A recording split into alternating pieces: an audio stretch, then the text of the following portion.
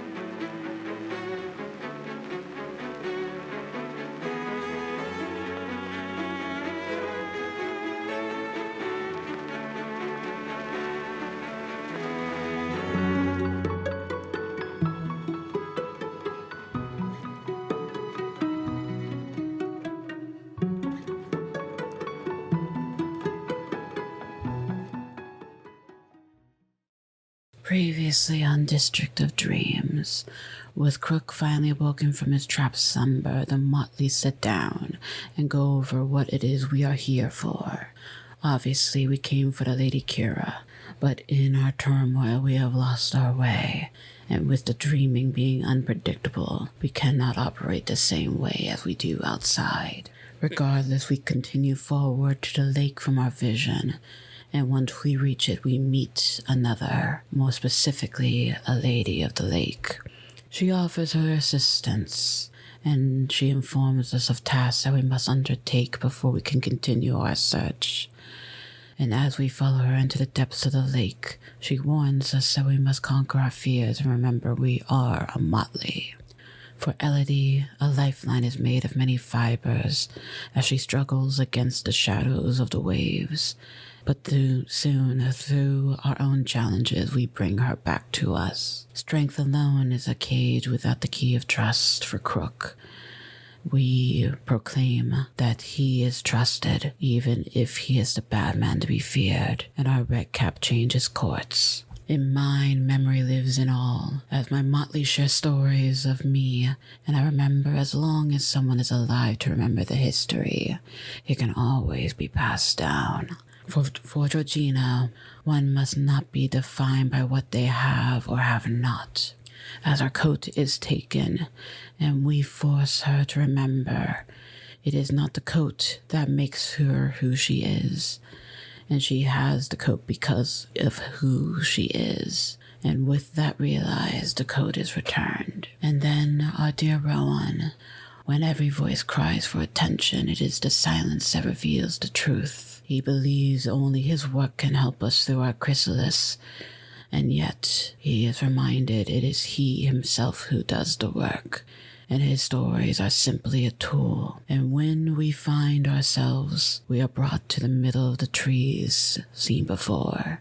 The lake soaked into the ground and all of our challenges melted away, and it is there that dear Elodie catches a glint out of the corner of her eye and sees a gnarled tree. Hello, I'm Bookkeeper, and I'm playing Sir Crook, the Sealy Wilder Redcap, and our pronouns are he, him. Hi, I'm Hannah Marie. I'm playing Elodie Blight, the Claricon Changeling. Her pronouns are she, her. My pronouns are she, they. I'm Allison, and I play Georgina Byrne, a Selkie Wilder. My pronouns are she, they, and her pronouns are she, her. Hello, I'm Rob Davies. I will be playing Rowan Parsons, a Boggin Grump. Both her pronouns are he, him. Hello, I'm Madam Ava. I play Sigrun Spellman, the Salua Grump, and we both use she, her pronouns. And I'm Bloodied Porcelain. I will be your storyteller for the evening. You stand in the middle of a copse of trees. The feeling of the water from the lake is slowly fading into distant memory as the dreaming starts to muddle over specifics, leaving you with the general impressions of what you went through. The feeling of water filling your lungs for Elodie. The feeling of learning to trust others to help in Crook's case. The reminder that you are your own person with or without your powers in Georgina's case. Elodie, as the world around you fell away,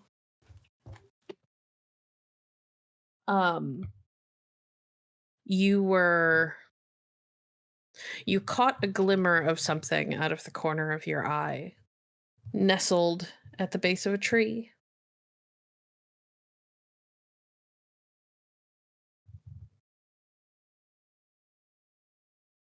Guys, do you see that? What? I point to the tree. It's like the one that I saw, the one I told you about. As everybody else turns to look, nobody else can see the glimmer. Only Elodie can. I see no shine, child. Nor do I. But that doesn't necessarily mean it's not there. Oh, certainly. There's been plenty of times I see things and no one else can. So you're not at least going insane. That's the weed, though. Hush. What do you know about... Oh, you weren't talking to me. Elodie approaches the tree and kneels down at its base, but before she does anything, she kind of looks over her shoulder at the others. Can you guys just be a little closer, if that's okay? Of course. And I move closer. I'm right with you. Crook advances in a way that I'm sure he thinks is comforting, but he more just looms ominously.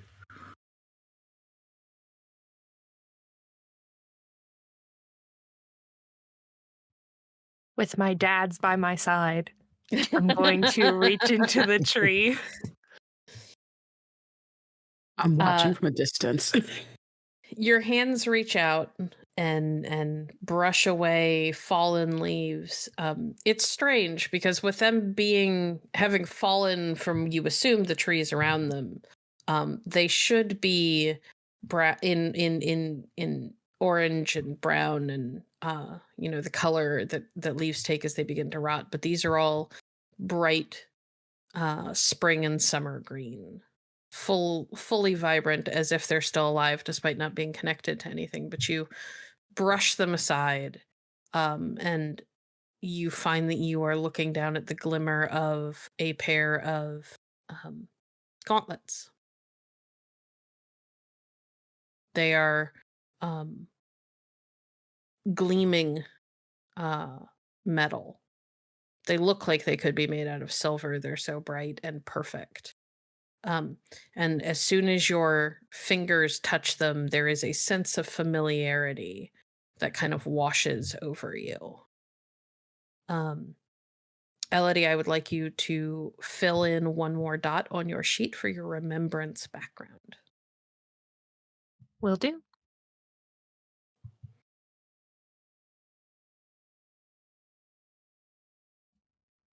As I touch them and pull them back away from the tree, I feel a kind of possessiveness, not in the Gollum Precious kind of way, or the selfish kind of way, but the feeling of These are mine. These Yeah. are a part of me. It's finding that old sweater from middle school that you wore literally every day, just with different t-shirts underneath it, so you looked like a cartoon character for a whole year. It's that feeling. Yep. And I might be alone in this, but I was that kid. They As are I there hold for you them, to take them. as I hold them, can the others now see them, or am I just holding air? Yes, as she lifts them up, Crook and Rowan, being the ones who are standing close enough to actually see it, they almost seem to shimmer into existence in her hand. You can tell that they have the weight of proper gauntlets.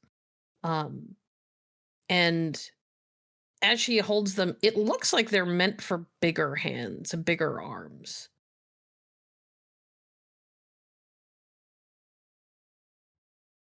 Goodness, those are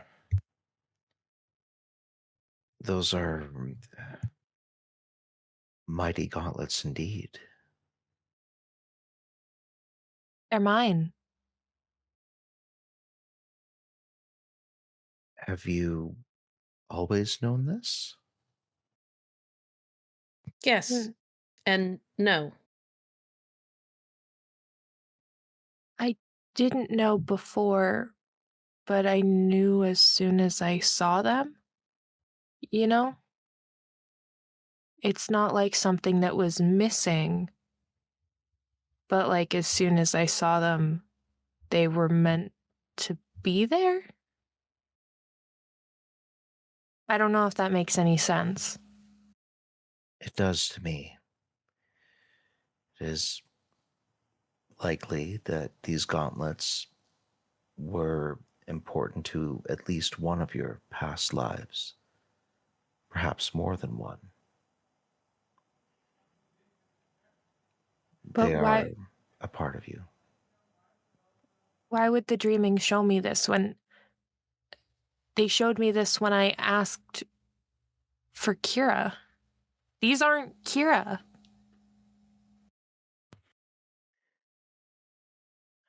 It is difficult to say exactly why the dreaming has chosen to give these to you, but it seems to me that our past lives, all of us, have been the subject of what the dreaming is trying to show us, the reason the dreaming has brought us here.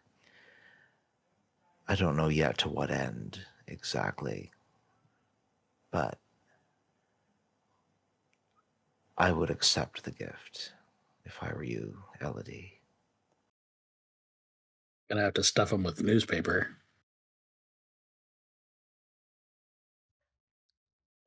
Elodie slips them onto her hands. As you slide them on, they begin to, and everybody can see this happen,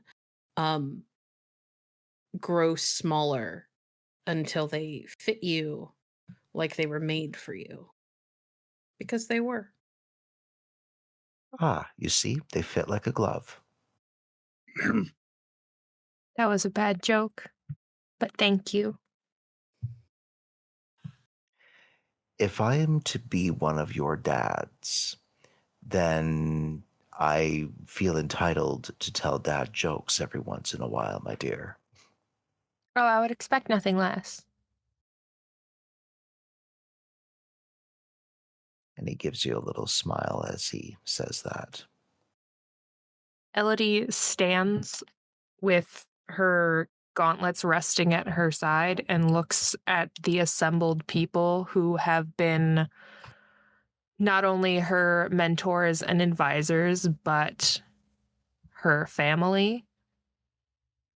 She looks very uncharacteristically serious, but not quite as despondent as she did before. We need a plan. And I think we need one now.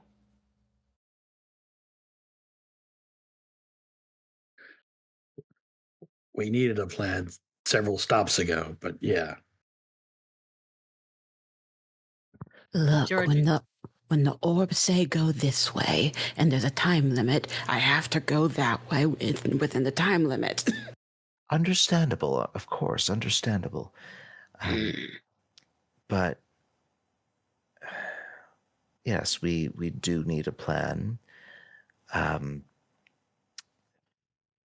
It is difficult to really decide on a direction when one is in the dreaming, of course, but I think as long as we make our plan together and see it through together, then we will be on a good course, given what the dreaming has just shown us. Sure. None of us is as dumb as all of us.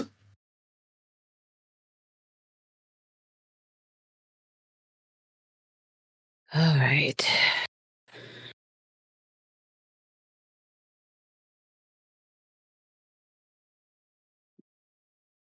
Let us first go through all the information that we have up to this point. Whether it be information about Kira or what the dreaming has shown us thus far. And maybe we can find a common thread to that.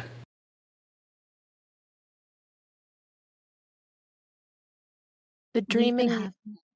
Go ahead, Georgie. We've been having memories and dreams of this, of being, I suppose, Knights of the Round Table. And now we don't have the information. We cannot access Knights of the Round Table information in the waking world. So we've been in here just stumbling forward. Is there anything any of us can remember that might push us in a direction?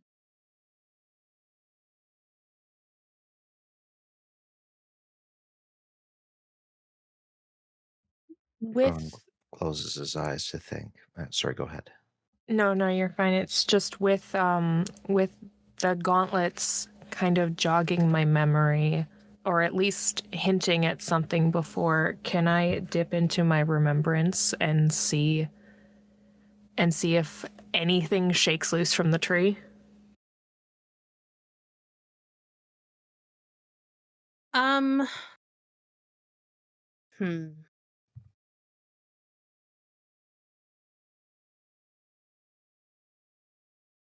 Make me a willpower roll at difficulty 8.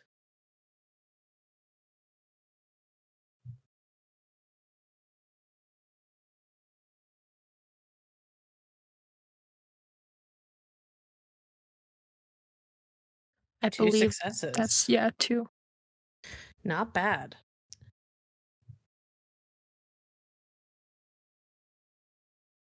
The first thing to bear in mind is that you've only got 2 dots in remembrance. And typically I have 3 now. You should only have 2. Oh, I thought you said add another dot. Everybody started at 1, and you only get to take an extra if I give it to you. So you should only be at 2. Okay.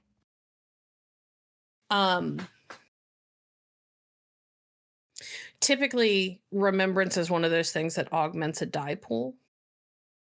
But we're not playing it that way because I feel like it makes it too gamey when it really should be a more story-oriented background.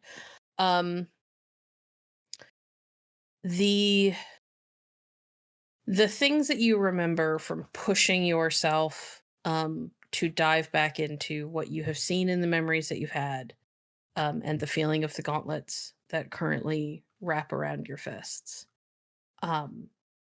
Each of the knights has their own individual stories, their own legends. They're all a part of the Knights of the Round Table, and that's important because that's the thing that brought them all together. But they are all very different characters in the things that they've accomplished and the ways that they approach the world.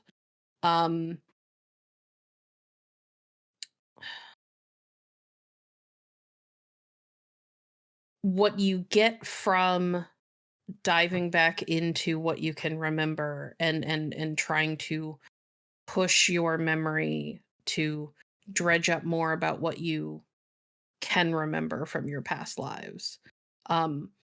You get the general sense that questing, especially for you, was a big thing. You also faced off against individual powerful and intimidating foes. But in terms of things that could help you here, not really. It's not like your memories of a past life aren't going to be like a compass that points you in a specific direction. You guys went through a wild portal and got spat out into the dreaming, away from any real paths or trods, which are things that you typically need to navigate the dreaming. So you're kind of at its mercy while being here. But as a general reminder, you guys have found that you can have influence over the dreaming around you. Crook recited a section from a book about finding the lake and the Lady of the Lake, and you didn't get there immediately, but you did get there. I think it was you that tried to imagine certain places, and you like reformed the forest that you were in so that it had giant mushrooms and stuff alongside the coniferous trees. Yes, I did that. Yes, sorry. Rowan did that.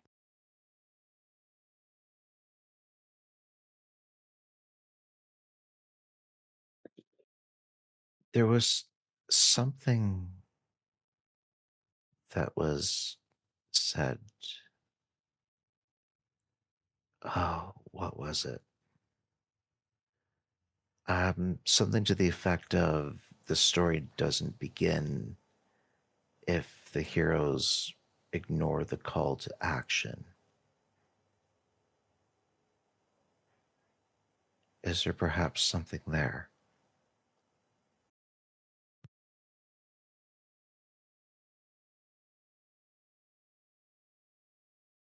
Do you think we ignored it?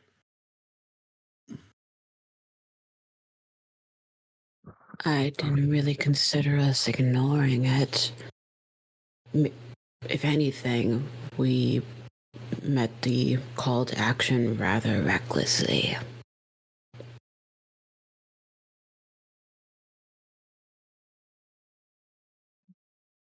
Perhaps we missed the mark on the call to action by our approach. Perhaps if we try to embrace it,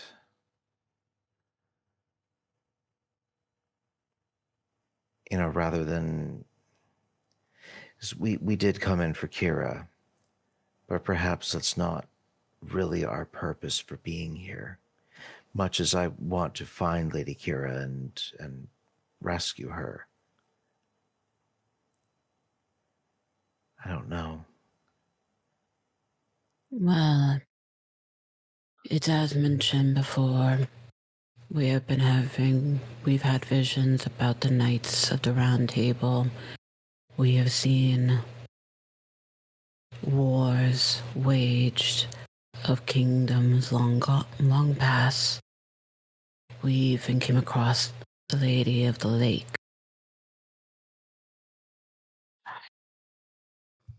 It may seem that our reason for being here may be tied more to finding answers to the prophecy, but I still believe that in finding those answers we may find the Lady Kira, especially due to her seeming connection to it potentially.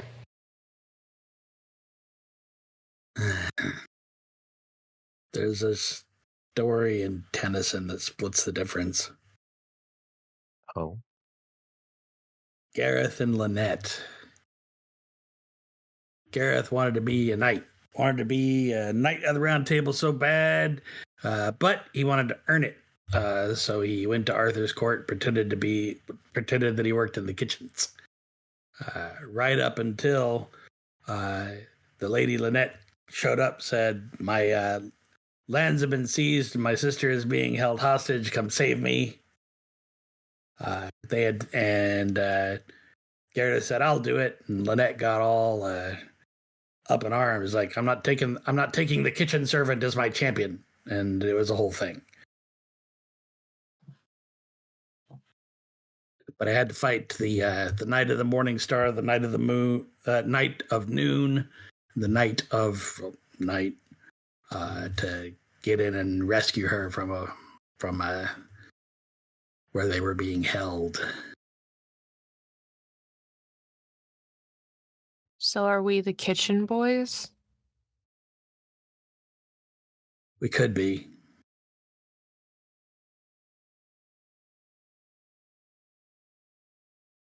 Point is, Knights of the Round Table will, if a lady's being held hostage, they go questing for her. Is that not what we're doing now?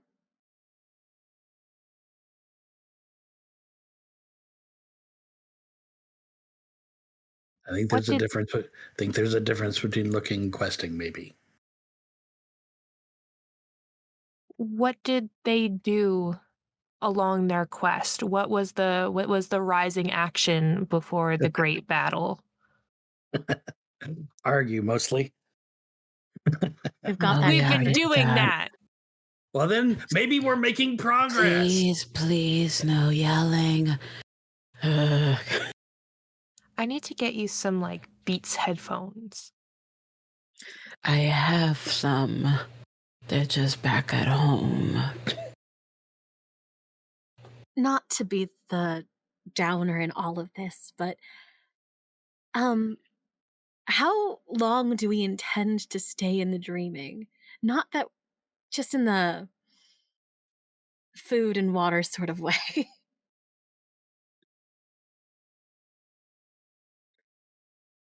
well, I don't know if we can just elect to leave it.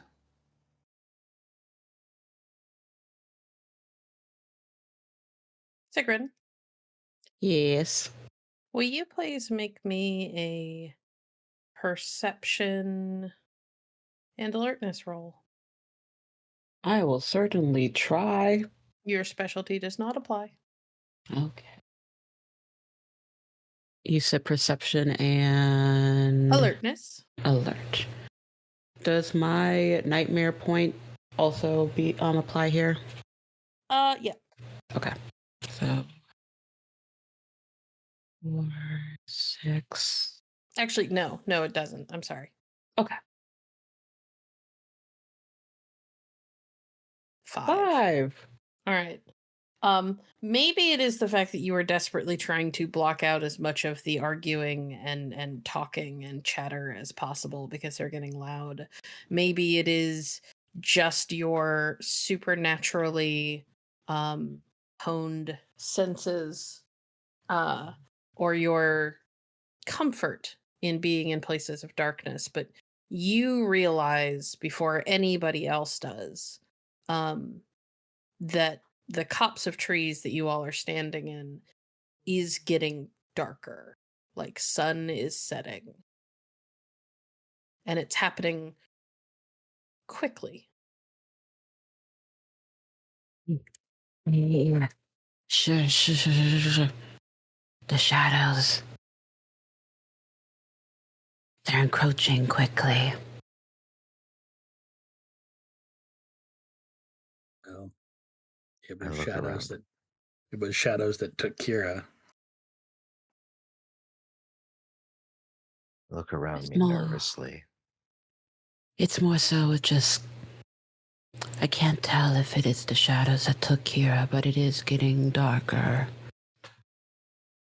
Didn't you say something about nightmares and chimera and not great things that happen when you're in the dark?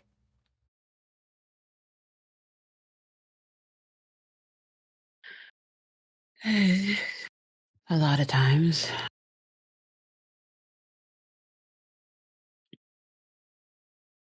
As that is brought up and Sigrun answers, you all hear a loud, long howl that kind of shakes you down to your bones. Yes, it's got that kind of intense, baser instinct, primal instinct that the human part of you feels at the thought of things like, wolves out there. But there's something more to it, where it feels like your soul shudders at the sound of it. And dread kind of creeps up in the back of your throat like bile. Everyone get behind me and Elodie. Tell me twice. I do so as I physically shudder.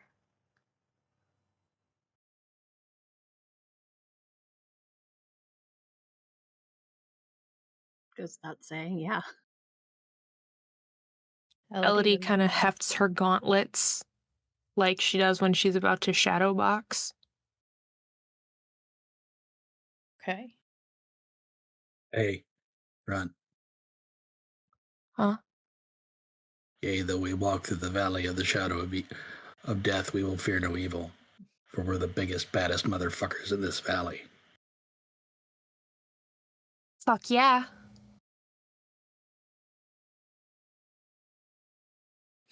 There is another howl. I would like everybody to roll me willpower. Hold off your rolls for 1 second, because I'm gonna roll first, and I'm gonna tell you how many successes you need. Or not how many successes you need. What your difficulty is going to be is a better way of putting it.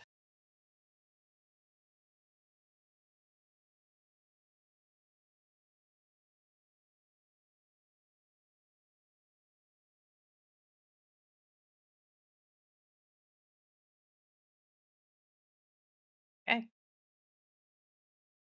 That is going to be a difficulty of 7.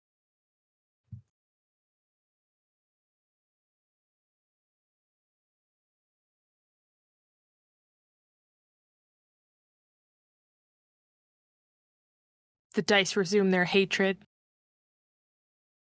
I got 2. Would you like to use lucky? Yes, I would. Because I keep forgetting that I have that. That would be why I asked. Appreciate you.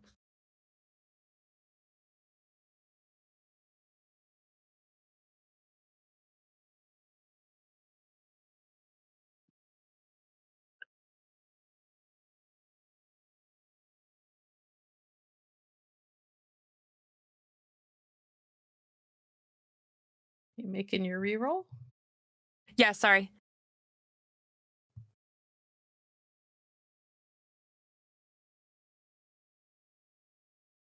I'm full of hatred and sorrow. Okay, well, it's not a botch because you always take the better roll. Yeah. So, it's not a botch. Okay, so we have 0 from Elodie, 2 from Rowan, 3 from Crook, 2 from Georgie, 1 from Sigrun. Elodie, you feel this other this second howl go up, and just as you were starting to kind of plant your feet and get comfortable with the idea that you could take on anything because it's you and Crook against the world, this howl reaches out and punches at the core of who you are, and you feel the same instinctive dread and panic you felt when you were underwater slide back up from inside of you. You haven't completely lost your nerve, but you will be at a -1 on your dice. So you'll be 1 die down on your pools. Understood. Crook, Yeah. I really need you to tell me I can do this. Of course you can fucking do this. Didn't you just get your new shiny fists? I'm gonna try to believe you, because I think I'm gonna barf. Well, barf on them. Maybe they'll blind them. Ooh, acid. Sigrun, you are the one to notice it first. There are glowing green eyes. 1 set, and then 2 sets, and then 3 sets in the tree line around you. They are not as low as a dog's should be, and maybe a little higher than a wolf. A wolf should be, although you've never been like up close and personal with a wolf, so you're not sure.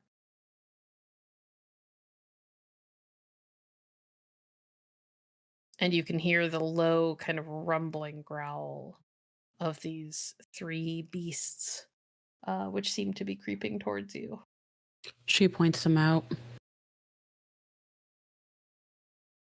At least 3. What's the likelihood they're friendly? I'm gonna say somewhere between not at all and haha, fucking right. I apologize, guys. I think my cat got behind my computer and briefly unplugged my headset. So I missed like everything after the growling that I talked about. Sigrun just points out the sets of eyes, pointing out that there are 3 of them. And I made a sassy little quip in response to Georgie asking what are the chances they're friendly. Okay. You missed it. I'm sorry. I wasn't anticipating that happening. Well, if they want to be scary. And Crook will take a step forward, put on his best shark grin. They're going to need to come closer. And they want to scare us. That goes both ways.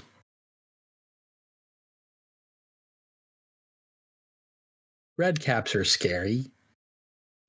Okay. All right. Go ahead and make your wits and intimidation. Wits? Okay. Yes. Oh, well, I guess for you it would be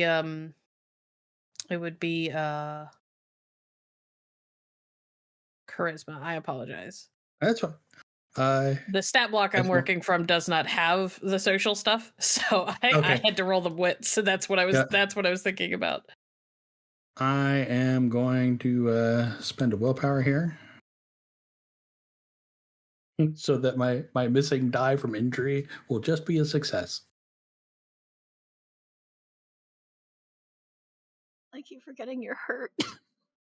And do either of my specialties apply? Yes. Your intimidation specialty would absolutely apply.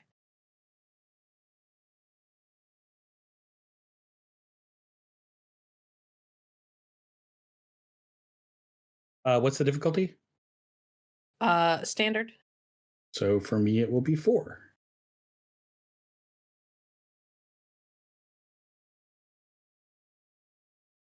They can eat 9 successes. Holy Jesus. Oh my God.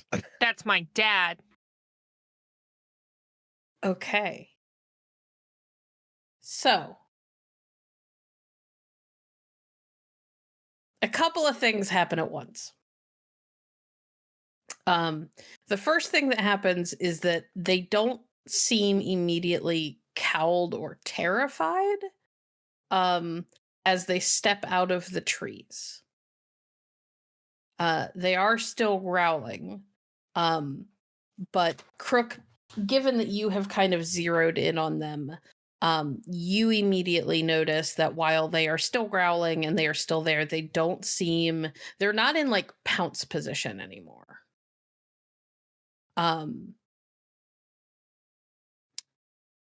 And they stop several feet away, probably a good like 6 to 8 feet away. At the very edge of the copse of trees, you can see them. They are massive, black, almost mastiff-looking dogs with glowing green eyes, and there are wisps of green flame that kind of lick up and around and off of their bodies.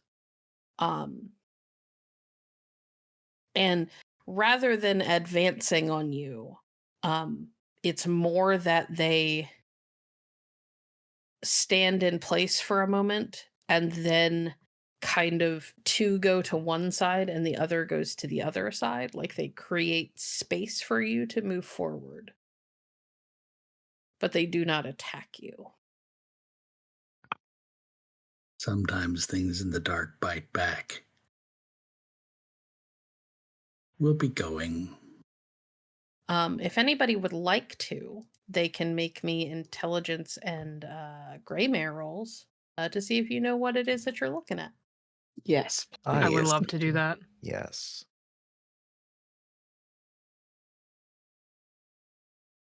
Standard diff? Yeah.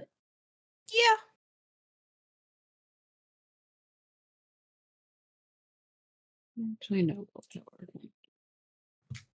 3 from Georgina. 1 from Elodie. 0 from Sigrun. Poor Sigrun. Aw. Man, the ones really have it out for you. And I did remove the 1 dice. I was originally at 3. I rolled 2. I got you. 3 from Rowan and 1 from Crook. Okay. Everybody who rolled a success knows that you are looking at Kusith. These are black dogs or hellhounds.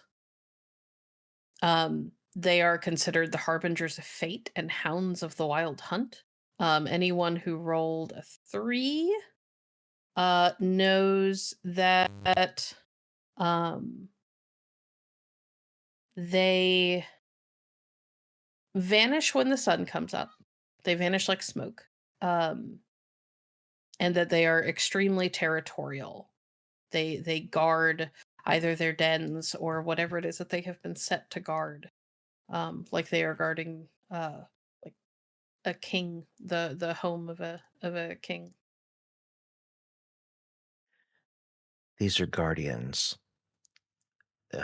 This is either where they reside or they have been set to guard here.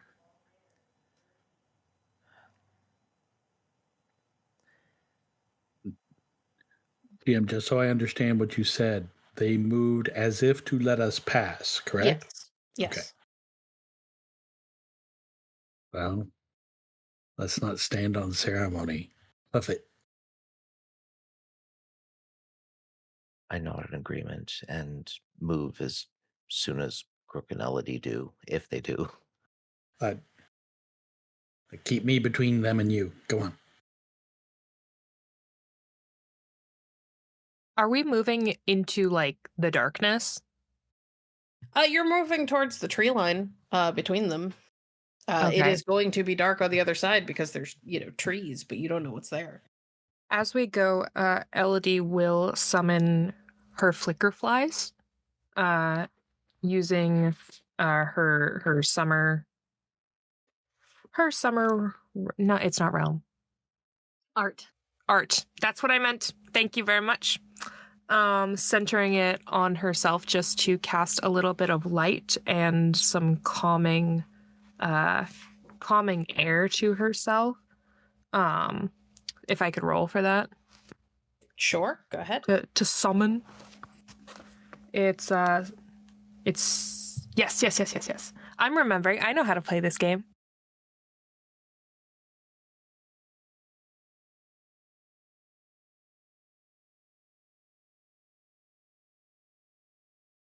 Lower whatever your difficulty is by 1. So that would be 6. If you are not doing a bunk, I can't think of a bunk right now. I'm scared. that's fair. Yes. Yes, it should be 6. 2 successes. All right. It works. You have a bunch of they almost look like fireflies that flicker into existence around all of you. Create a warm glow. It is strange and offsets the kind of eerie green glow from the hellhounds on either side of you as you pass through. They don't look any less eerie and frightening. In fact, I might even say that the flickering, almost candlelight against them makes them look a little freakier. Yeah, except that, this was intended to kind of, what do you call it? Calm people down? Well, it was meant to calm you down, which it certainly helps with. But yeah, Well, it also not every casts a little feral bit of will. light. I know, but I need to be able to see, Sigrun. I know, it's understandable. Can I try to roll to see if I can trip Elodie a little bit?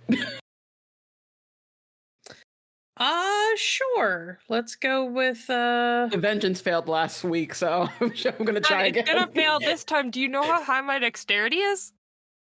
Maybe I'll be lucky. Let me try to have this. Let's go dex and stealth. Okay.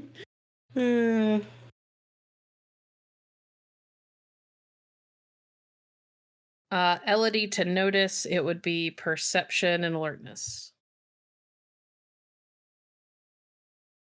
No, it's not gonna happen. Oh well. You have to beat 1. You never know. The chance is never 0.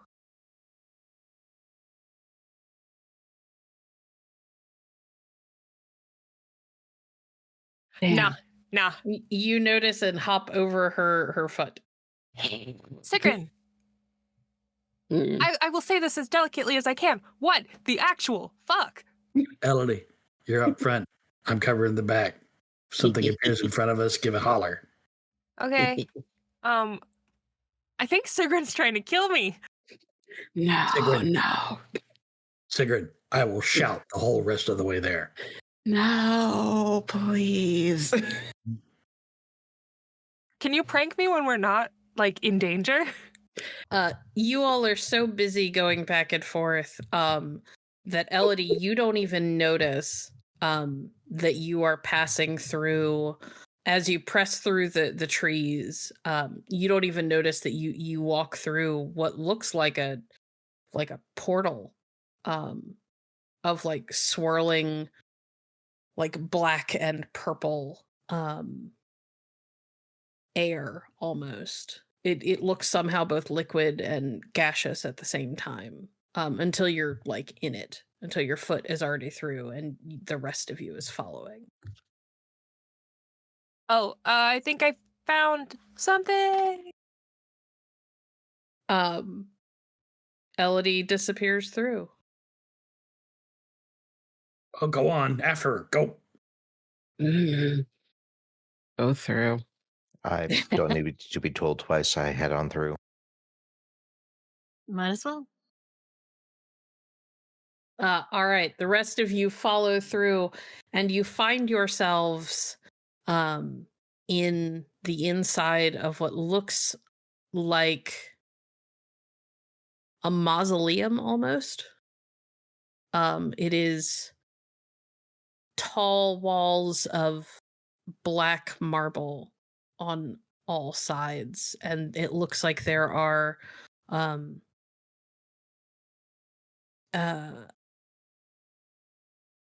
like large squares etched into the walls on either side of you, with placards that have some sort of etching on them, but they're in a language none of you can speak. In fact, it looks like there may be in various languages. And you are reminded of images that you have seen of the mausoleums in like New Orleans, except these are on the inside, not the outside. Like those would be the slabs that they would pull off before they slide a body into place and then close it back up again. There are a handful of torches, but they burn very, very low, so it's very dark. Sigrun's kind of the only one who's truly comfortable in here. Mm-hmm. The air is cold and crisp, and as you all step in, your footsteps echo off the walls around you.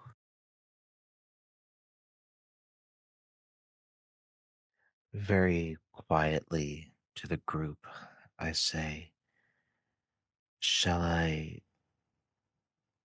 exert my naming art to try and read them? If you wish to.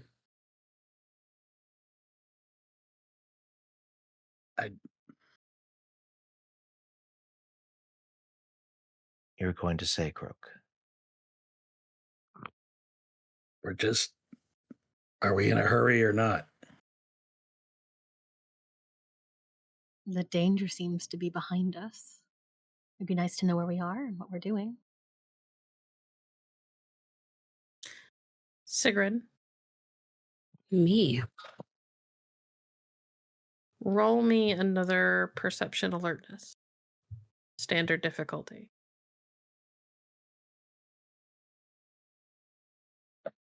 And I will allow your clairvoyant specialty to apply. Hoping to save you from the one.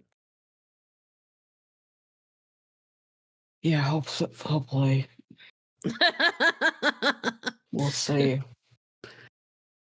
I feel so bad for poor Ava. Hey, 4 successes, yay! Ooh. All right. You, as everybody is standing there, the first thing that you realize is that because of the shadows in this place, when you first stepped in, it didn't seem very big. The way that it is built and the shadows here create kind of an optical illusion, which makes it look like the initial room that you were standing in is the only room there is. But as you kind of look around to try and get a feel for where you are, you realize that settled into the shadows directly in front of where you are by about 10 feet is a space where the shapes of the walls make it look like there's no entrance, but you're fairly certain that if you just walk forward, you can pass into what might be another room or a hall of some sort.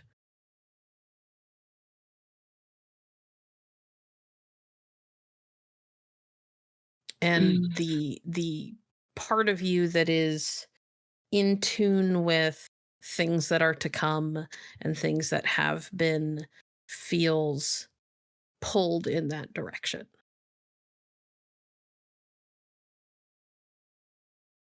Something is calling to me there. She's not going to immediately, charge her way through. She's going to just start taking, a couple steps in that direction.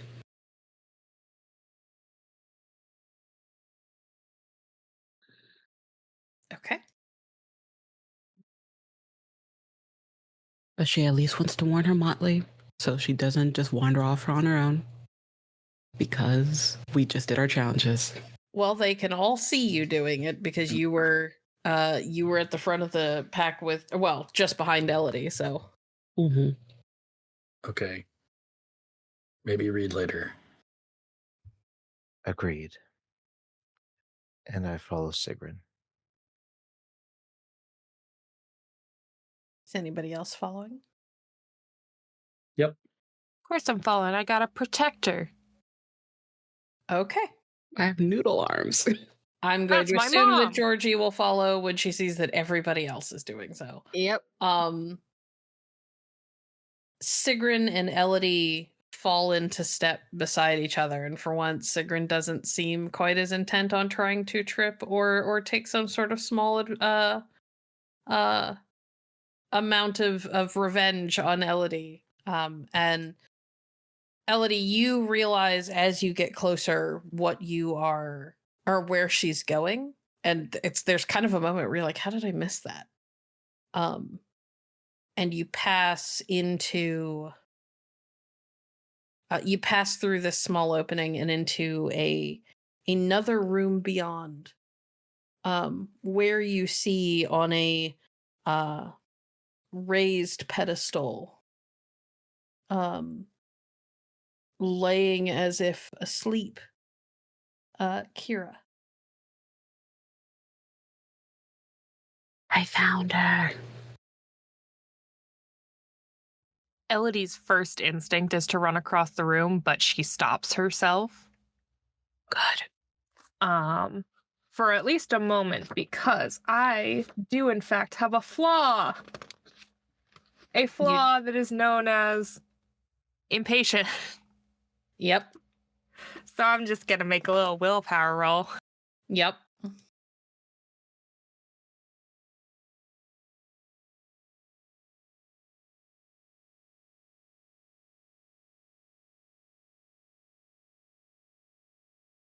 All right. You are able to hold yourself in place. It's hard, though. By the grace of fantasy Jesus, I do not run across this room. But Elodie is clearly hopping on the balls of their feet, like trying to keep themselves from running. But it's someone check for traps, someone check for something. My brain is exploding. If I had any, juice remaining, I'd be able to enter her dreams, but that unfortunately won't be possible at this juncture. I think I can. I need to double check the actual spell for cantrip for it, but I think Sigrun can do dream walking. First dot of a Nyromancy will allow you to do that. It costs a glamour to do. Yes. Yes. I do have that. If everything... First, I think Sigrun wants to make sure, the room is clear. So she'll check with everyone else to, check for, traps or anything. And if it seems everything's fine, then she would want to try to enter Kira's dreams. But first, check everything else. What exactly are you checking? I'm sorry. Say that again. Basically, is the room secure, safe, or clear? Any weird shenanigans happening in the room? But if that seems fine, then maybe try to see about entering into Kira's dreams to see how she is in there. I mean, at a glance, you don't find anything. You'd have to be more specific about how you're checking and what you're looking for. But it just looks like a room in a mausoleum. Hey, art historian. What architecture period are we in here? Doesn't matter, it's the dreaming. Might. Can I look at the space? Yeah. It does. I'm not going to have you roll or anything. It is not. It doesn't follow any very specific rules. It seems kind of medieval by way of Roman. Ish. It's more about aesthetic than it is about belonging to a specific period from what you can put together. So roughly colonial then. Georgie just sighs. Elodie, just kiss her. Wake her up. That has so many issues, I'm not even going to get started with that.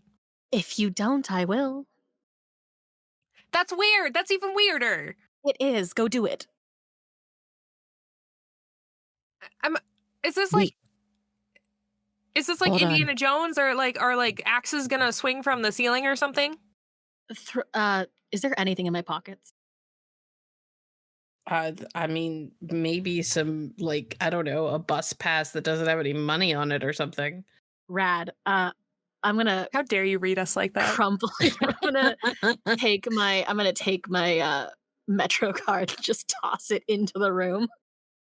D&D style. It just falls on the floor.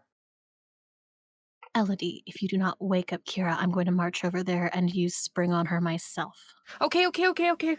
And I rush over, and stand over Kira and just brush a piece of hair back from her forehead and just...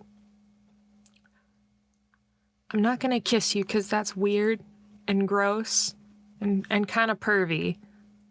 Not kind of, that's really pervy. So, I guess I'm just gonna tell you that I think I think you're really cool and pretty, and when you were taken, I missed you, and I really want you to wake up. And will that count as my bunk to use Awaken for my spring art? I will allow it. Yes, and it will lower your difficulty by... I'll say it'll lower your difficulty by 2, because while it wasn't terribly complex, it sounded like it was something that was difficult for Elodie to say. Oh, she was choking on them words, because she has recently found out that if you whisper something to people while they're sleeping, they can hear you. Yeah, sucks, don't it? So I think my difficulty, you said difficulty for cantrips was at 8 in the dreaming. 8 is the base. Yeah. So now it's 2. Mm-hmm. Or 6. That's what I meant. 6, yes.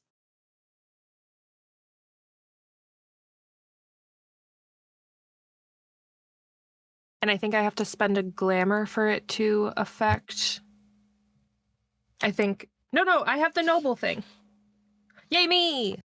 I was like, didn't you buy up the realms for this? Yes, I did.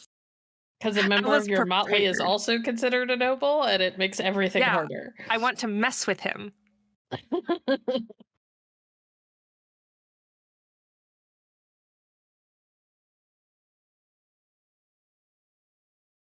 And it'll just be 5 because my -1 dice still applies? Yes. Okay, right. No, wait, no, they're gone, so no. Oh, yeah!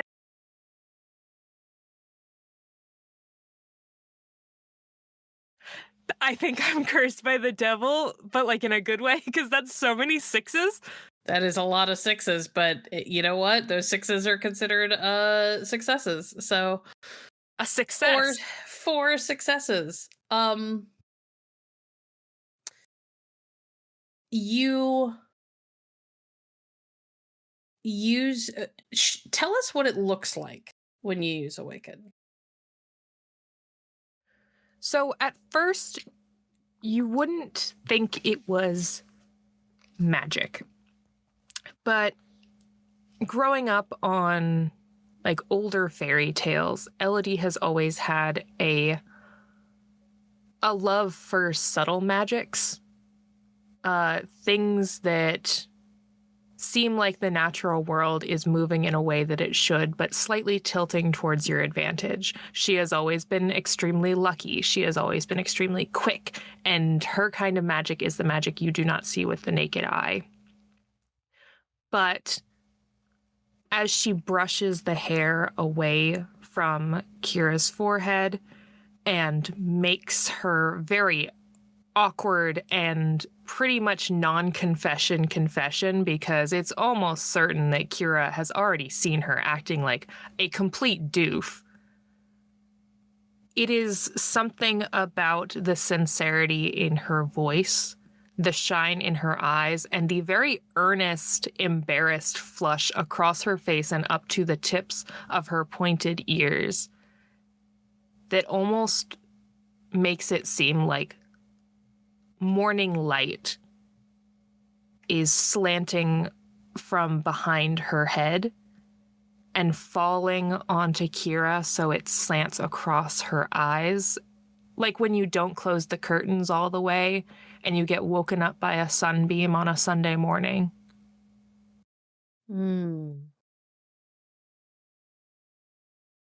Kira's eyes flutter. But for a moment, it doesn't look like she's going to wake up. You can see her eyes moving behind her lids. And you can kind of tell that there is a part of her that is struggling to surface. Like something is trying to hold her under in this deep, deep sleep. And then finally, after a moment of that kind of tense, holding your breath and waiting and watching, her eyes open slowly.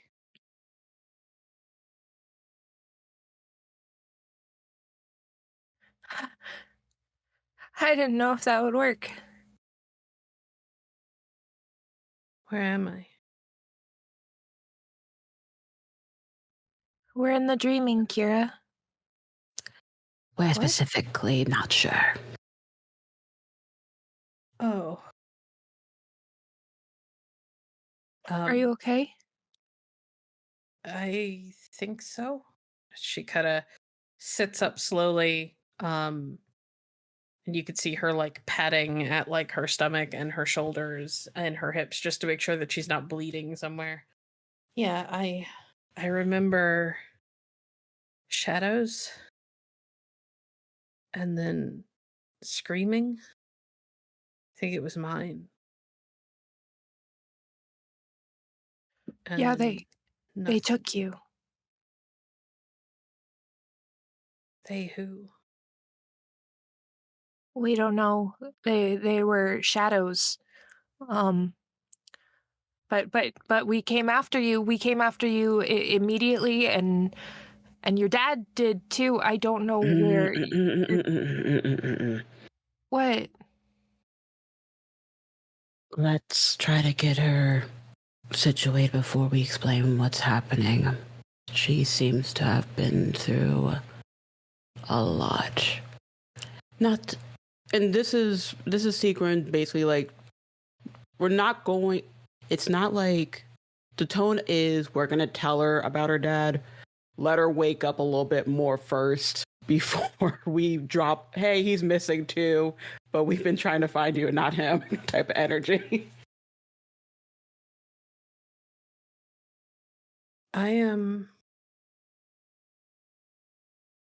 I was standing in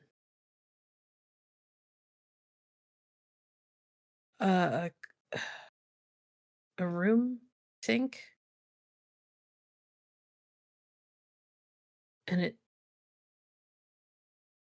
hands kept reaching out and grabbing at the air around me, and every time they kept grabbing these things I couldn't really see, and I didn't understand what they were. They weren't touching me, but then they'd pull, and it felt like they were pulling a part of me away.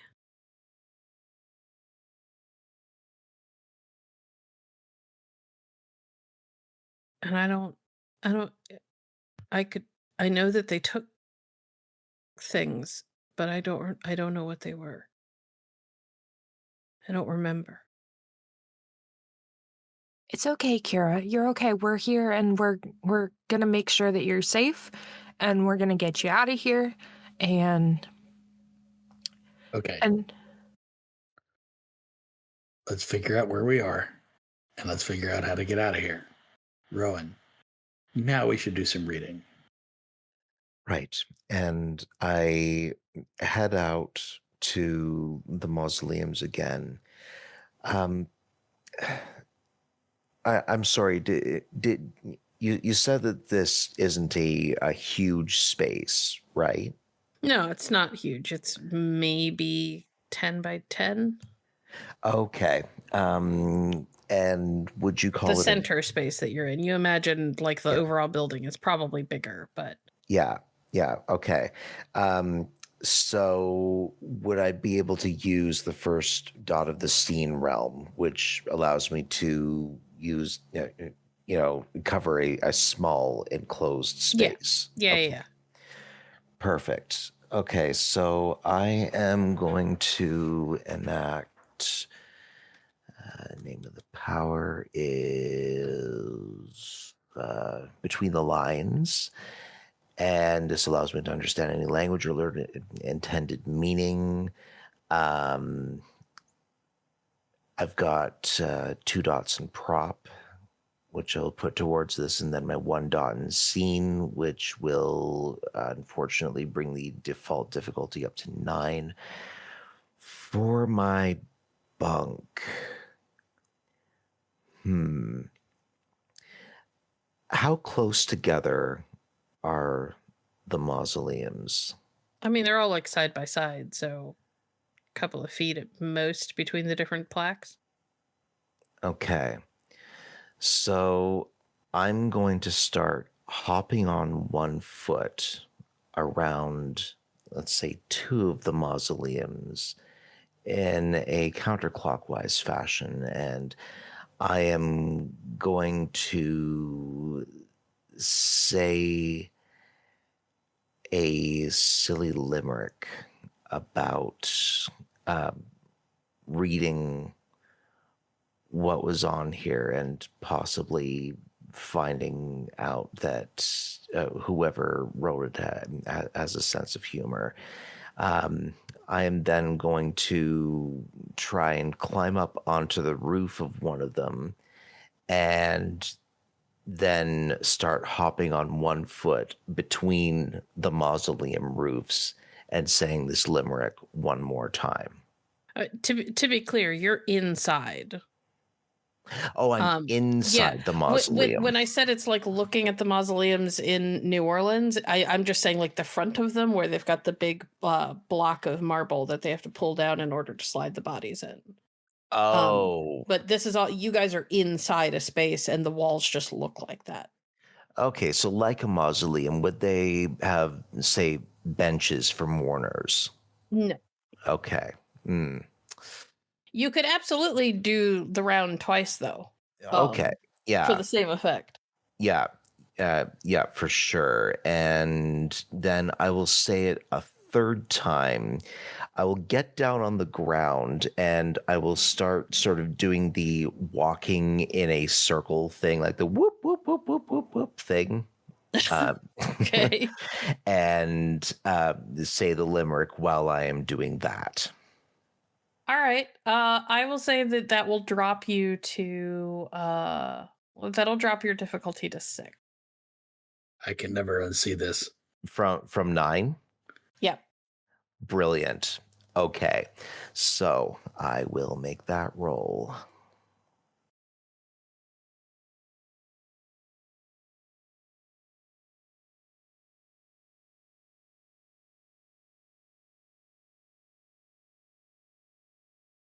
That is 2 successes. All right, not bad.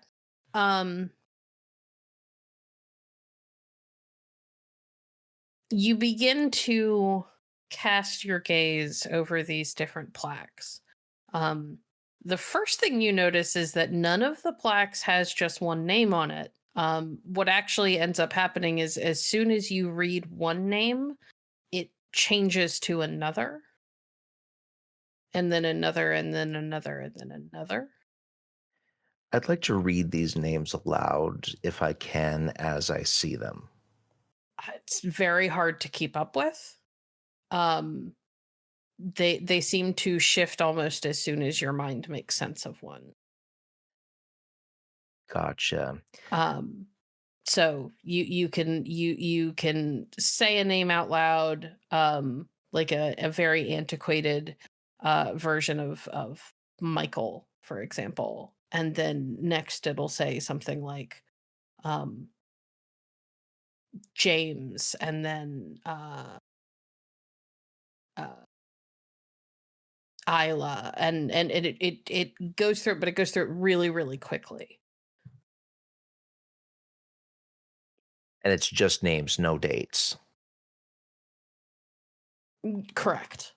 Okay. Do I get any sort of intended meaning behind this? Make me an intelligence.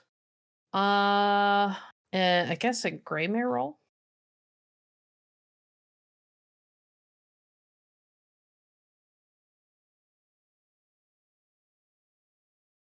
Difficulty 6. Okay. Even though intended meaning is part of what I get from the cantrip. Yeah, this is more about puzzling something out. I'm taking the fact that your cantrip is helping you by dropping your difficulty down from 8. Fair enough. Cool. Thank you. 2. You get the feeling that what this is that like a lot of the dreaming, this is representative of dreams that people have. And this place might be a representation of people dreaming about being interred after death, or perhaps needing a place to go to effectively visit a lost loved one. This is where people go to visit those they lost, that or perhaps dreaming that they have been buried.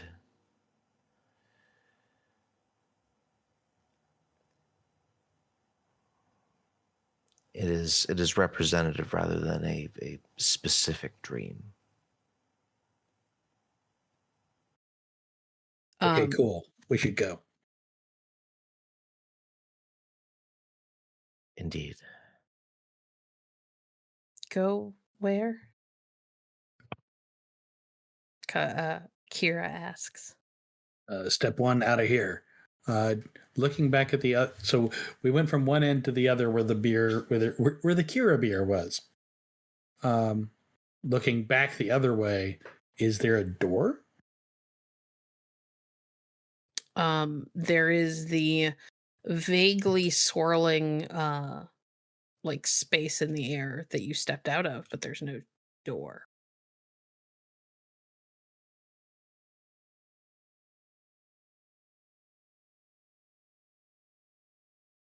So effectively you can go back the way that you came. If all else fails, go back the way we came.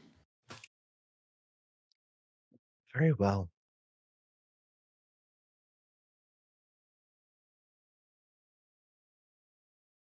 All right. So let us go slowly as Lady Kira regains her wherewithal. I'll go Are first. you okay to walk? I can walk.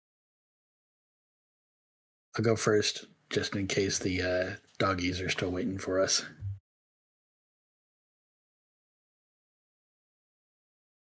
I'll take up the rear. I'm going to miss being in such dreary coldness.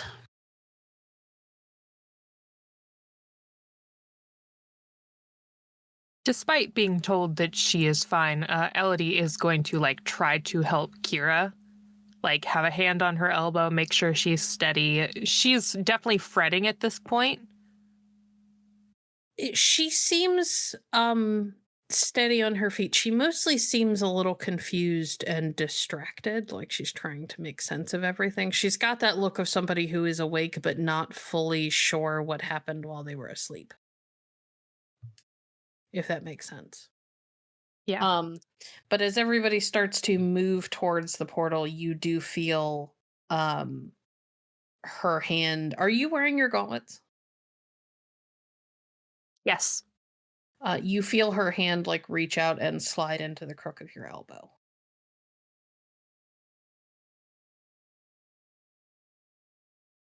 Elodie looks up at her and her face goes pink again.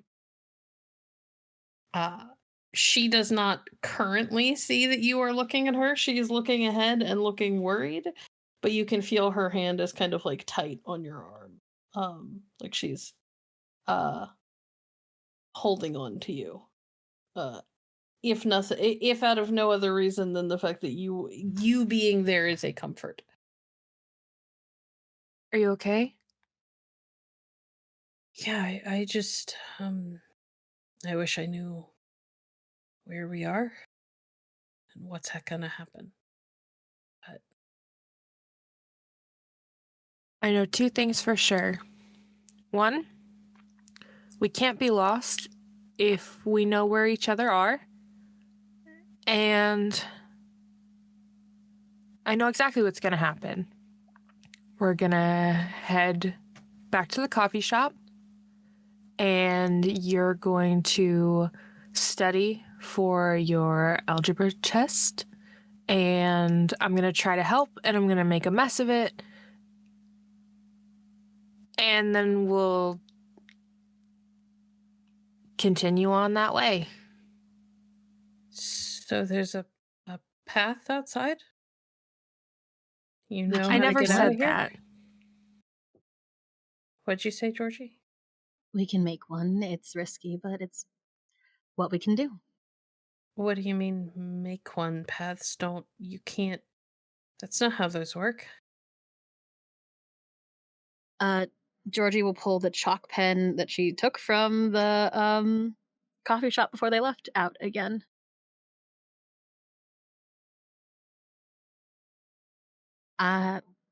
It's again high risk, but it will get us out of. It might get us out of the dreaming. We can use a portal passage. Georgie's really good at this. If you can make a door out of here. Yeah. I don't want to go wandering the dreaming without a trod or a path to follow. People do that and they don't come back. Yeah, who would do that? They sound kind of stupid. All right. I'd like to use portal passage then. All right. Tell me what your bunk is going to look like, and where you're doing the portal and such.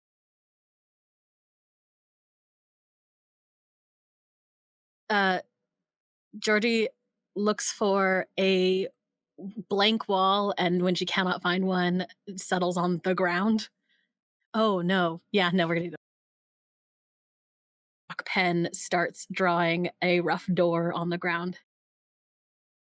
Okay. And as she does so, is singing to herself. So now we fly ever free. We're free for the thunderstorm. And like keeps going until she's finished. She's drawn basically like a hobbit door complete with like the wood frame. Mm-hmm. And fully just finishes singing until it continues to sing until she's finished. Okay. I will say that will drop your difficulty by 2. 1 for the drawing, 1 for the song. And then she spits on the door handle drawing to make it, there. Add a water element. Deeply stupid every time. That's nasty. It is. It's fine if you do that. I'm not going to give you an extra lowering on your difficulty That's for fine. just spitting.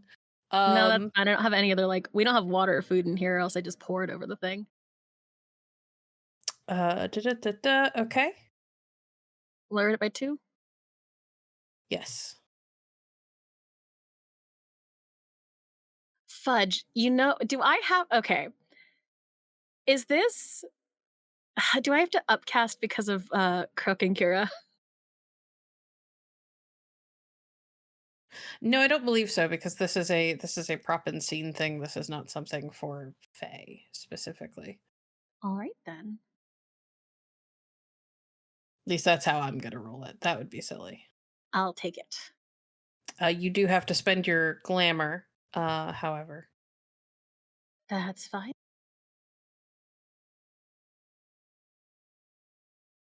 I'm not good at this. Difficulty 6. I'm trying to think if there's anything else that You is can fun. throw willpower at it. And I'll throw willpower on. And don't forget, if you have nightmare, that you have to include your nightmare. Gosh darn it. Yep.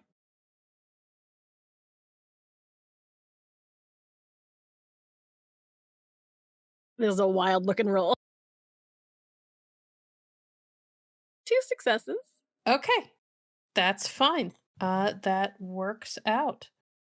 You guys have enough time to step through if you would like to. Let's go. The floor shimmers and shifts, and you guys watch as a hobbit door forms in the marble flooring, kind of rises up slightly out of the floor, and a doorknob forms in the center to be grabbed and pulled open. Georgie will pull it open, and it just looks like it opens to water. In the floor of the tomb, there lived a hobbit. Just Go get on. in. I hold my nose and jump on in. As the lady said, fly, you fools, and I'm going to jump in with Kira. Kira will hesitate after Elodie jumps and then take a deep breath and follow. Because I may have just drowned, but if there's anyone I trust, it's Georgie. Oh. Aw. I will miss you, darkness. Perhaps we'll meet each other in another life. And then she solemnly walks through. Crook will step up to the door, look at Georgie. Good job. And jump in. All right. You all jump in. The door swings closed on a room behind you. And what you all don't see is, as the door closes, another door opens in one of the walls, and a number of figures step through into the room, round the corner to look at where Kira was, and then there are whispered, angry words exchanged as they realize she is gone. For the motley, you all surface with a splash in freezing, frigid water. The feeling of the world and the air around you is not steeped in glamour the way it used to be, or the way that it was in the dreaming. You can tell that you are back in the autumn world. But you are surfacing in nearly freezing water. If not, there are little chunks of ice here and there from where the water was recently frozen.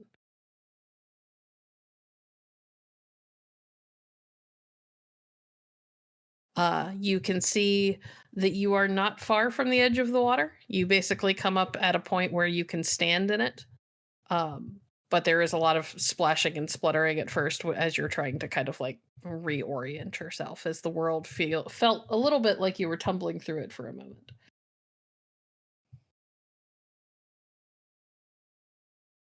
A weird transition, because Crook never did stuff like this before. He helps everyone out of the water. Are you okay? I'm fine, get out of the water. Did you hit your head? I'm gonna hit your head. Get out of the water. Just I would like everybody fast. but Georgie to please make me a stamina roll. Stamina and athletics if you have it. Georgie is fully a sea lion right now and is doing the no. I mean, it's water stuff, so I can't make you roll for it.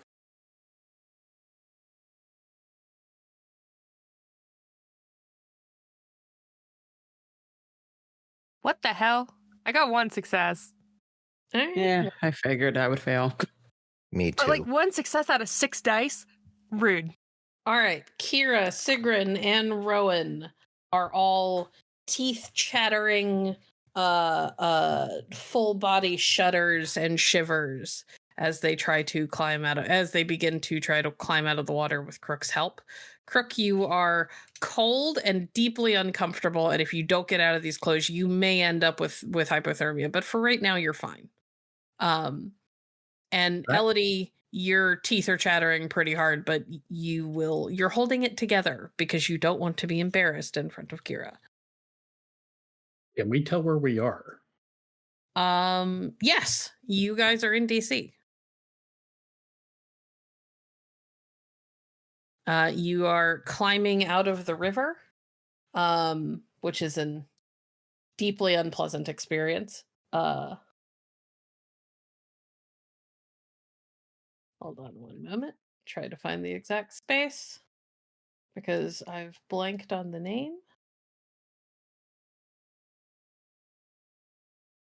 You guys are climbing out of the river, not far from the Lincoln Memorial. You can see it in the distance. You're near the Arlington Memorial Bridge. Look. Okay. Oh. Crook Very- goes. Go ahead. No, you go. You do your thing. Crook goes into his pocket, pulls out his the thing he refused to touch while he was in the dreaming, his cell phone, and sees if it works at all. Well, it's soaked, so not right now. No. Okay. With 3 dots and resources, could I possibly afford a waterproof case for my phone?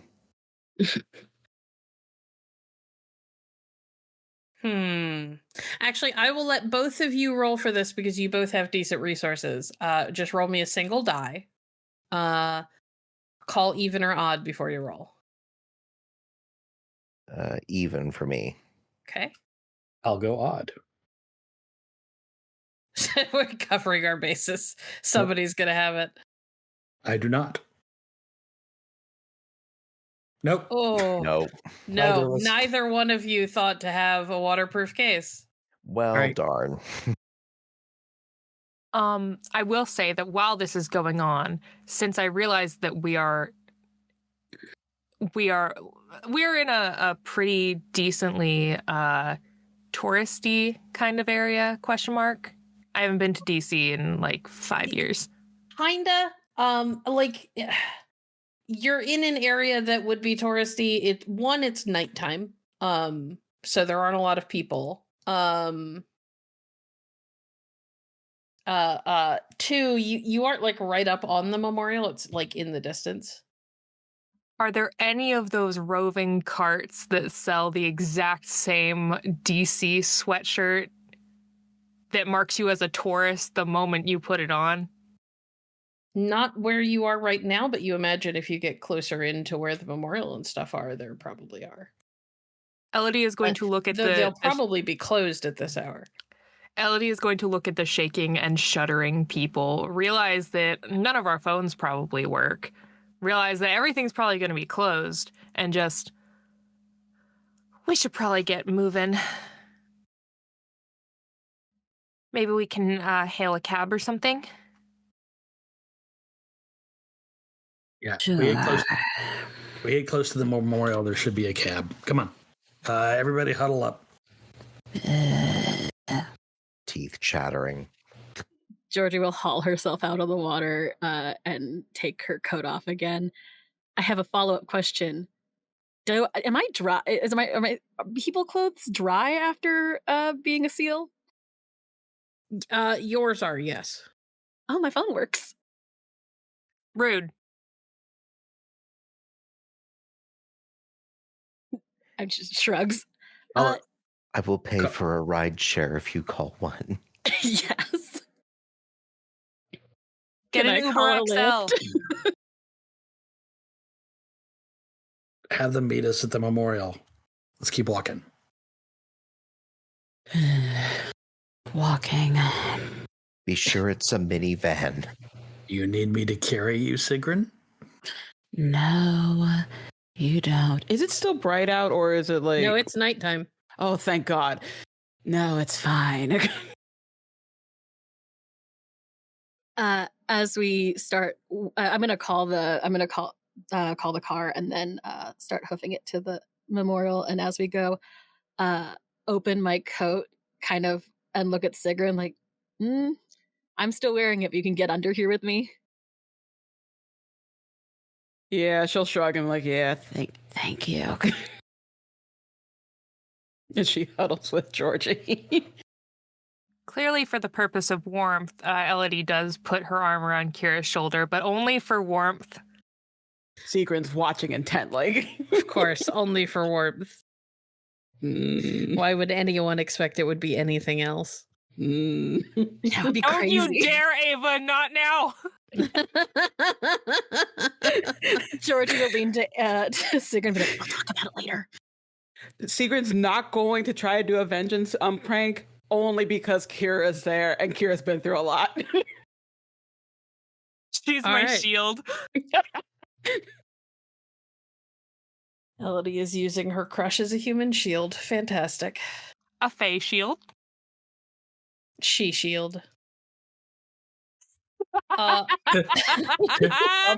something by the seashore. She old. Mm-hmm. Who's All right.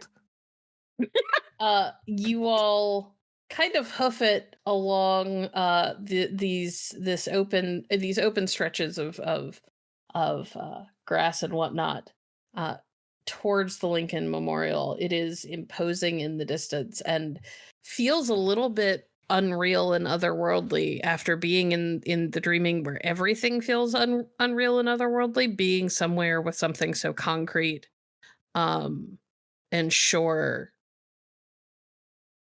strikes you as almost discombobulating to look at and to be in the presence of. And that's one of those sites where I don't know how many of you have seen the Lincoln Memorial at night, but it is one of those things that kind of takes your breath away. Yes, it does. Mm-hmm. And you are able to find your way to the are you going all the way up to the memorial, or are you like waiting on like the kind of roundabout around it? Like, what's the plan? Whatever is the most convenient like place to drop the pin is where I've asked us to get picked up. Okay.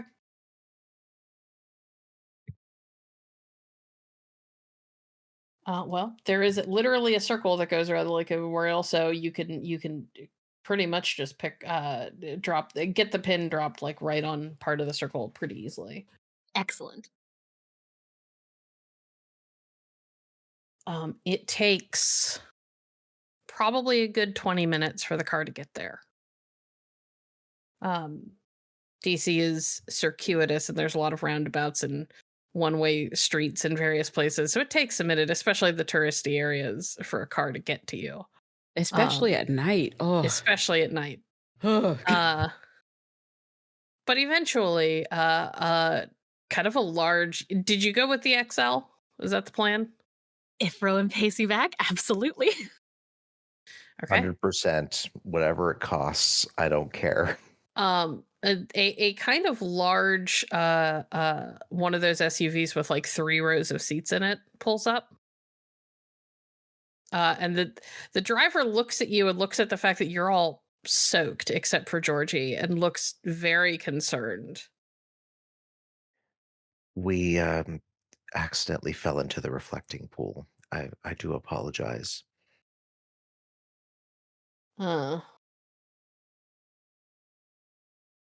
Okay. Get in, I guess. Thank you.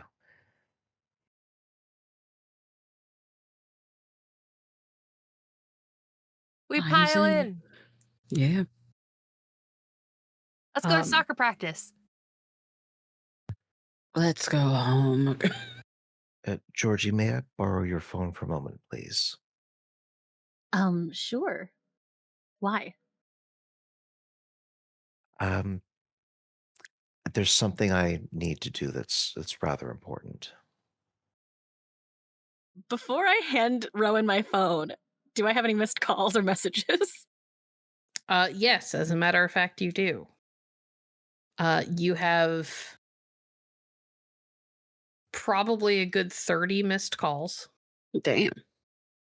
10 or more voicemails, and enough text messages that they're still coming in. What day is it?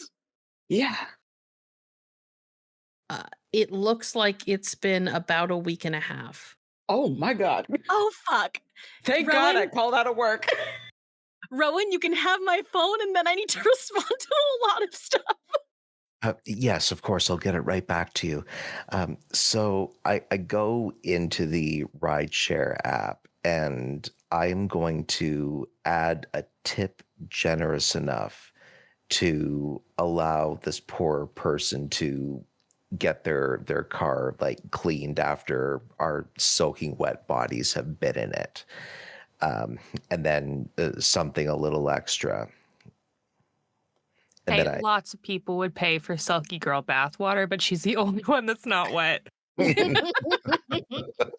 I mean, she is chimerically. True. And then I hand the phone back to Georgie with the full intention of getting on the computer once we're back at the freehold to transfer the full amount of the money to Georgie.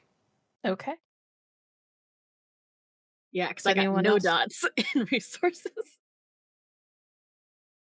Is anyone else doing anything in the car? Checking my messages. I'm assuming my phone's dead. Yeah. I need rice.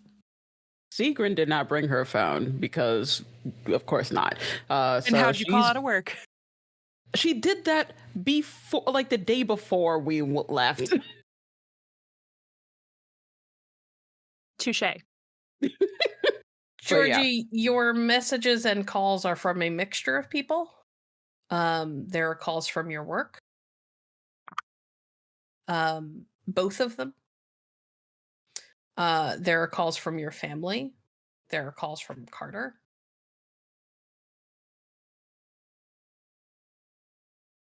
Ah!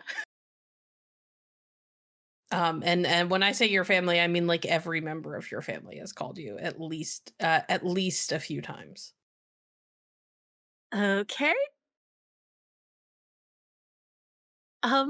And the frustrating part about the text messages is when you try to start responding to the text messages, they're still coming in because everybody knows that you are more likely to text than you are to call.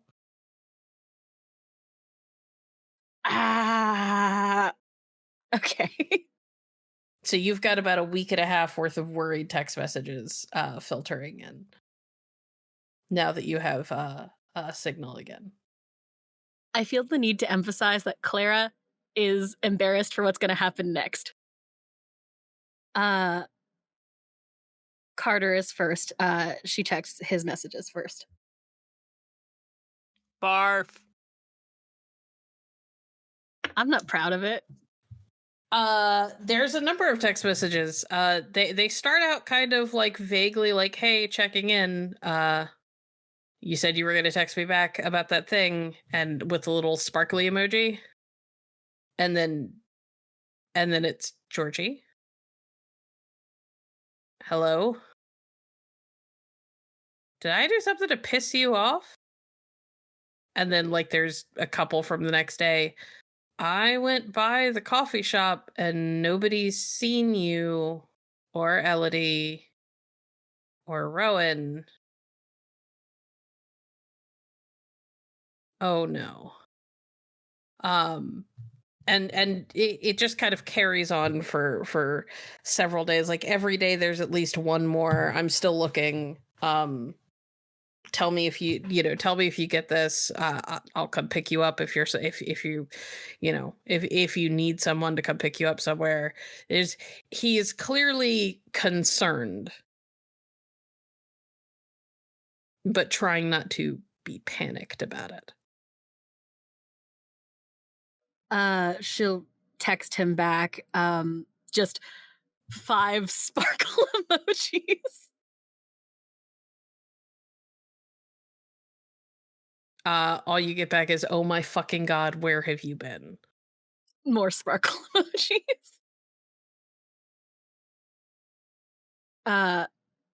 We can meet later. A lot to explain. We'll meet. We'll talk later. And then I'm gonna just go through the effort of I guess I have to call my family and call people now. Ugh. When you look at do you listen to your voicemails at all? Yeah, let me check my voicemails, I guess. When you listen to your voicemails, a lot of them are just, hey, we haven't heard from you, and people are kind of worried, and just let us know that you're okay. I love you, Mom. That sort of thing. But at one point, the most recent voicemail from your grandmother is from 2 days ago. And it's from your grandmother's number, but it's not your grandmother, it's your grandfather. Georgie, I don't know what's going on or why you're not calling home, but you should be aware. I've called in some favors from some of your grandma's old compatriots, so to speak. They should be in DC by now. Call us if you get this. I'd hate to have to come myself. I love you. Bye.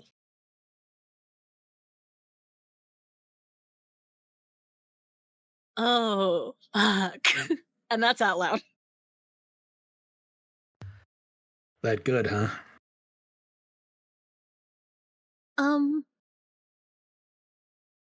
I think I have family coming to town. Rowan We've will been snap gone a and Stay go at our check on. apartment. We've been what? I can put them up at my house. That's not the problem. Wait, a week? We've been gone a week. Oh heavens! And then I look at the driver you know what? Maybe we don't have this conversation now. Yes, The yes. driver is definitely giving you guys very confused looks at his rear view and is wondering what kind of druggies he might have picked up. That's the thing. As soon as Elodie sees him kind of looking, she just says very loudly, "What? Wow, that was a hell of a bender." Listen, I love a vision quest as much as the next person. And being who she is, Georgie kind of looks at the driver in the rear view and winks at him. Good lord. You can hear him muttering something in a language that is definitely not English, as he turns his eyes forward and tries to pretend that you're not in the back of his car, and he's just driving to this place in DC that he doesn't normally go to.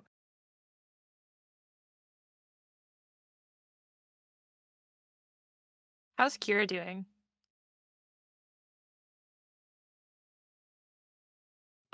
She is quiet. Kind of has one of those 1,000-yard stares going on. Staring out one of the windows. Hey, it'll be okay. We'll get back to the shop and we'll warm up. We'll have some tea. And get you into some warm clothes. Yeah, okay.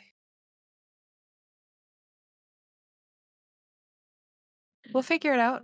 It'll be okay. Sigrun's gonna fish into her pockets. I think it may have been a watch. And pull out Kira's watch and hands it back over to her. Your father brought it to me to help with trying to find you.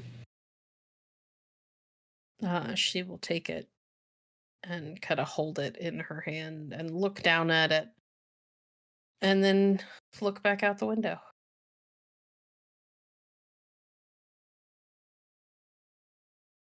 Elodie bites down on her lip to keep from, like, continuing to comfort her, because if she gets any more specific, this driver is probably going to call the police.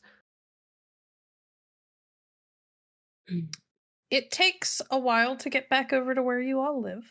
But eventually the driver pulls up outside of the Magic Beans coffee shop.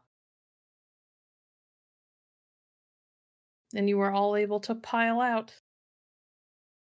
I immediately go over, unlock the door, and then head straight into the back to start preparing, hot chocolate, coffee, tea, and some nice warmed baked goods as well to warm everybody up. And while I'm doing that, I'm also going to do the transfer to Georgie so that she has the money for this huge tip that I just left on her account. Okay. Rowan, go change clothes. Everyone No should time. change clothes. And I just go into the kitchen to like be by myself. Then turn the oven up. It is worth noting, Rowan, that if you don't get out of these clothes, you're pretty sure you're going to get very, very sick, if not hypothermic. You were one of the people who failed your roll. True. All right. I will change first. And towel off my head. Georgie will escort Elodie and Kira upstairs and start the shower. Okay. Did Kira fail her roll? Yes. Yep. Yeah. Cool water, and then leaving Elodie with the instruction: start cool and increase it slowly. And then she's gonna change and go back downstairs. But Hi.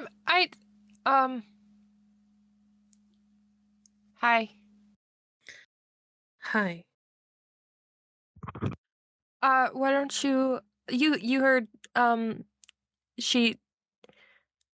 gonna get you some pajamas and you can, yeah. Uh-huh. Start cool and then warm it up. Okay, and I duck behind my little curtain. Okay. Leaving Kira to hopefully understand what to do on her own. Shower with her? How instinctive is the shower? Are the knobs on our shower? She's pretty smart. She could figure it out. Eventually, everybody is able to change, regulate their body heat again, and then head back downstairs. To be clear, Kira is in fact wearing pajama pants with rubber duckies on them. Of course she is. And mine have crab rangoons. And I'm going to assume that you also gave her, I don't know, like a hoodie or something to wear with them. There's an old Georgetown sweatshirt she can wear. Yeah, a band tee and one of Georgie's hoodies, because I always take them. She's got good stuff. Hey, Elodie. Yes. Roll me perception alertness.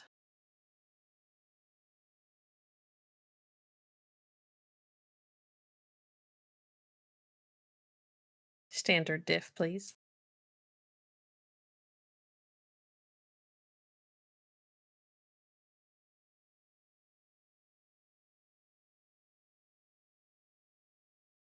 Four successes. Where are your sock puppets? At least two of them were in my jacket. They did follow us through the dreaming. I don't know what George did with the ones that she found. but there's at least 3 others that were not found in the apartment. So there conceivably could have been one hidden in the bathroom in the shower caddy. Yeah, no, I'm saying, where are they? Okay, in the shower caddy, there is one in Georgie's favorite mug.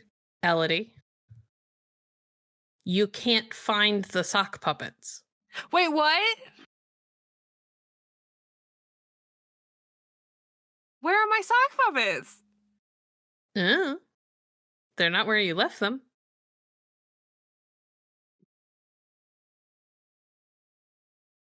The ones that went into the dreaming with you, you still have, but all the others that were in the apartment are not. They're not where you left them. Thank you for watching District of Dreams. If you enjoy this story, please make sure to like, comment, and subscribe to follow more of our content. You can find all of our actual plays on our website at www.hallowedhavenstudios.com. And please consider supporting us on Patreon at patreon.com/hallowedhavenstudios. Your support helps make more stories like this possible. Elodie, Yeah. none of your sock puppets are where you left them, except the ones that were in your pockets. I dig around a little bit for them because they should be here, but I'm also not the most organized person. Yeah, so not only are they not where you're sure they should be, or in any of the other places you think you might have tucked them, maybe you forgot that you moved them. The apartment in general seems a little bit cleaner than usual.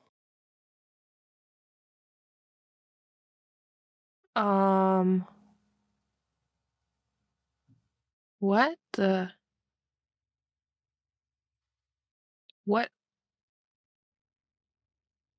Georgie? Georgie is downstairs. She's gonna stick her head out the door and shout down the stairwell. George! George, fully that spine tingling, like, I'm being yelled at by someone across the room. I lived in a house. I'm half Mexican, half Irish. I know what it feels like to get yelled at remotely. We are both from big Irish families. Yeah. And so fully, unfortunately, that still tracks, and George leans into the hall. What? Did you throw away my puppets? I thought that was a joke. No, I haven't touched your puppets. We've been out. They're not here. Maybe they grew legs and walked away. Oh, wouldn't you love that? Yes, I would. So if you didn't do it, and I didn't do it... Elodie, they're puppets. No, George. They're gone. Elodie storms upstairs. And Elodie, Georgie storms upstairs. Georgie, you get upstairs, and now that you're upstairs and looking around, this place is cleaner than you left it. This feels suspicious.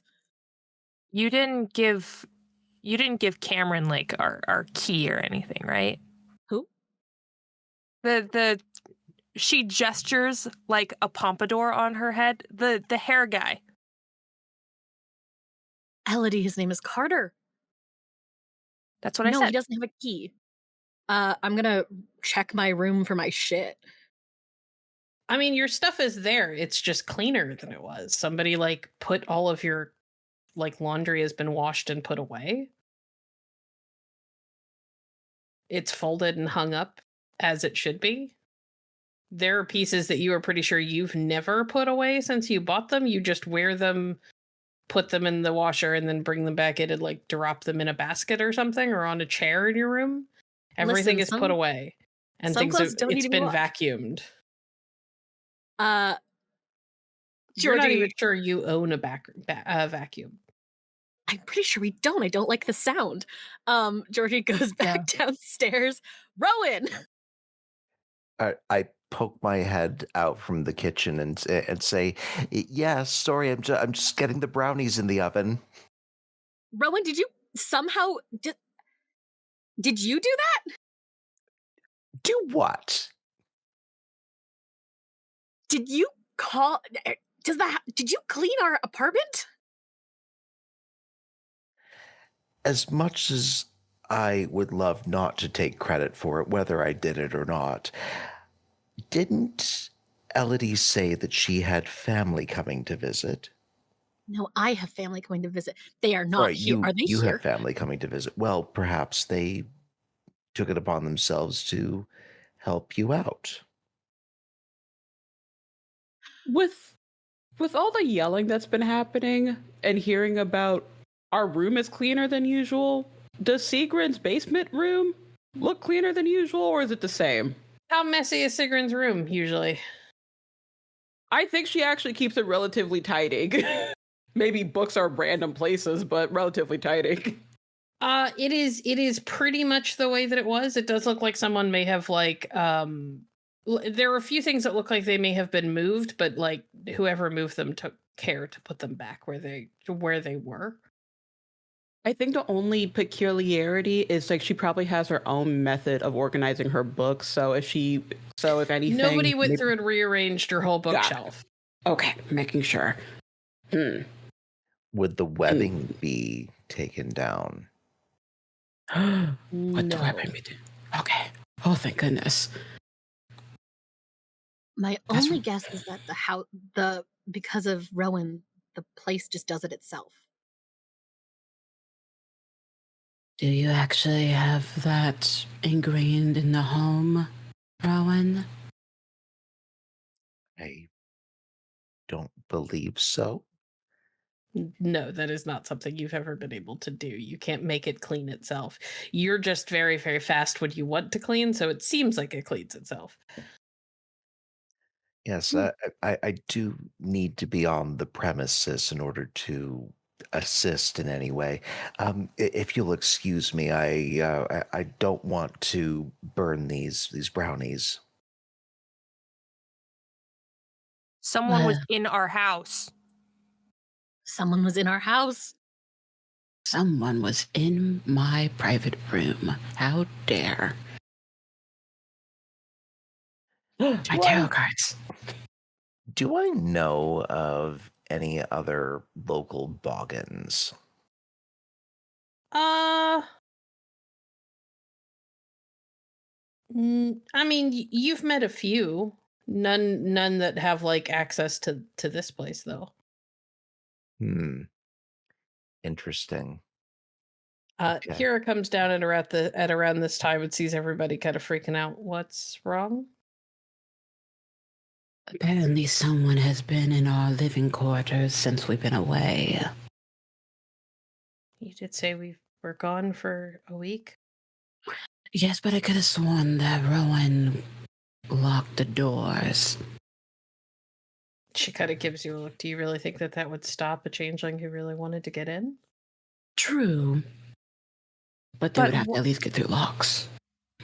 Why would they clean our house? And why would they take my why would they take my sock puppets? That's weird. That's really creepy. She just sort of blinks at you at the mention of sock puppets. I have a whimsical personality, okay? Elodie, I have a question about your sock puppets. Yes, they are made with love. No, well, besides the one I'm assuming for Carter, because no, that one's made with hate. Okay. Why? Anyway, which people did you make sock puppets of? All of us, except for Kira.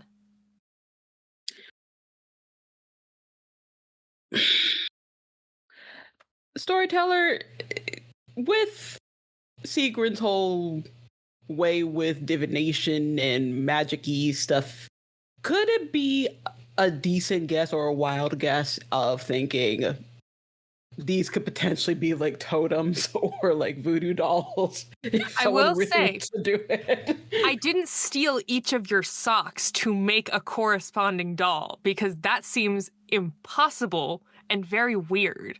Also, I'd be worried about crooks. No, I'm not stealing from Crook.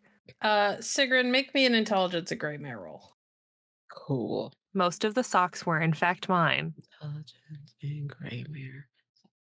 Whether he likes it or not, Crook's socks are washed regularly. Crook is just, how'd you get in my house?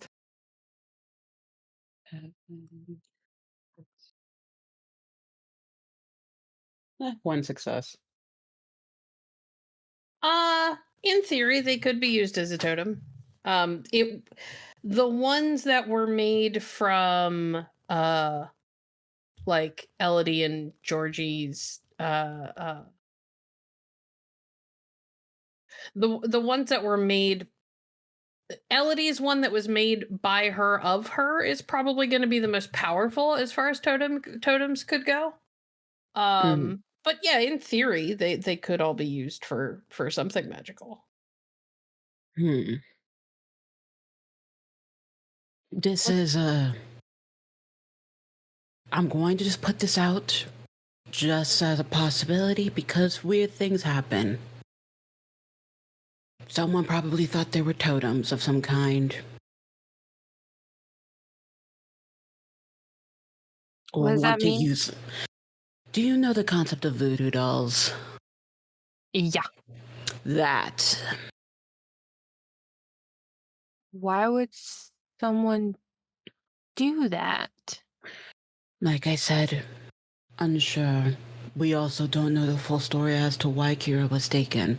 It could potentially be dealing with that or something different.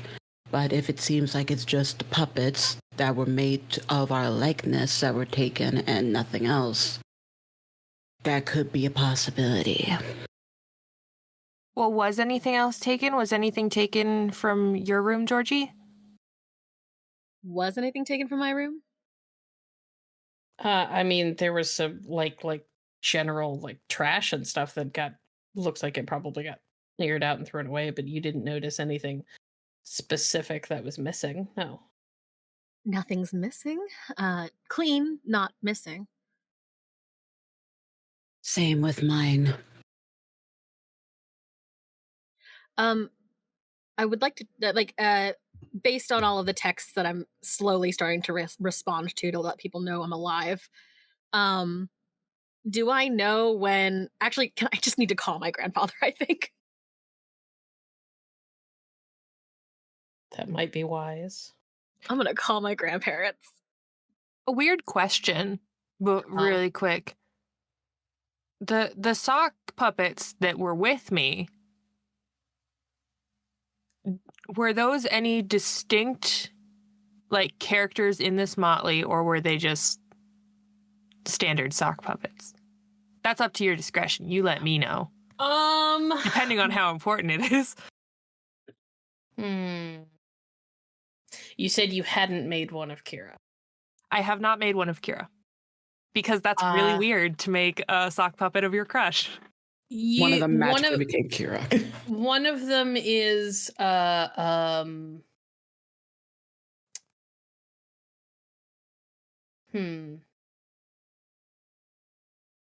also have NPC sock puppets. One of them is modeled after one of your brothers.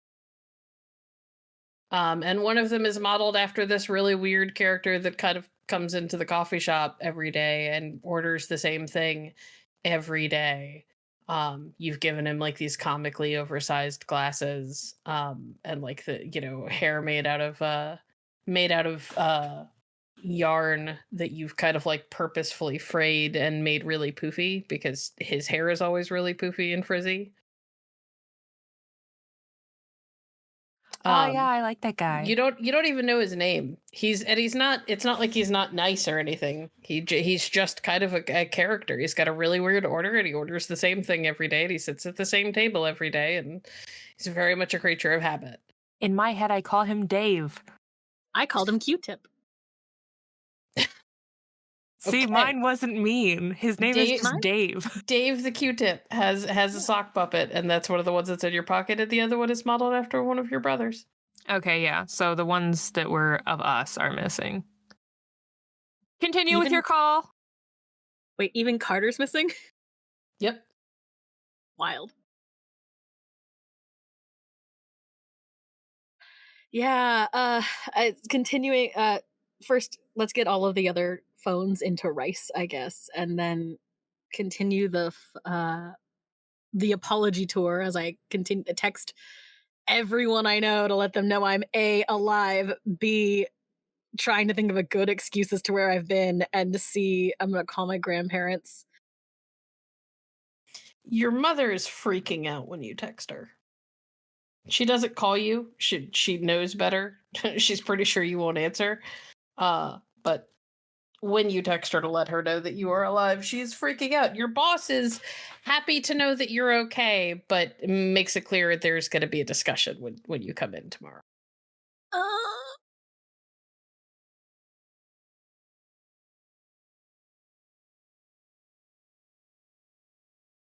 I love that noise. I just so... It's fine.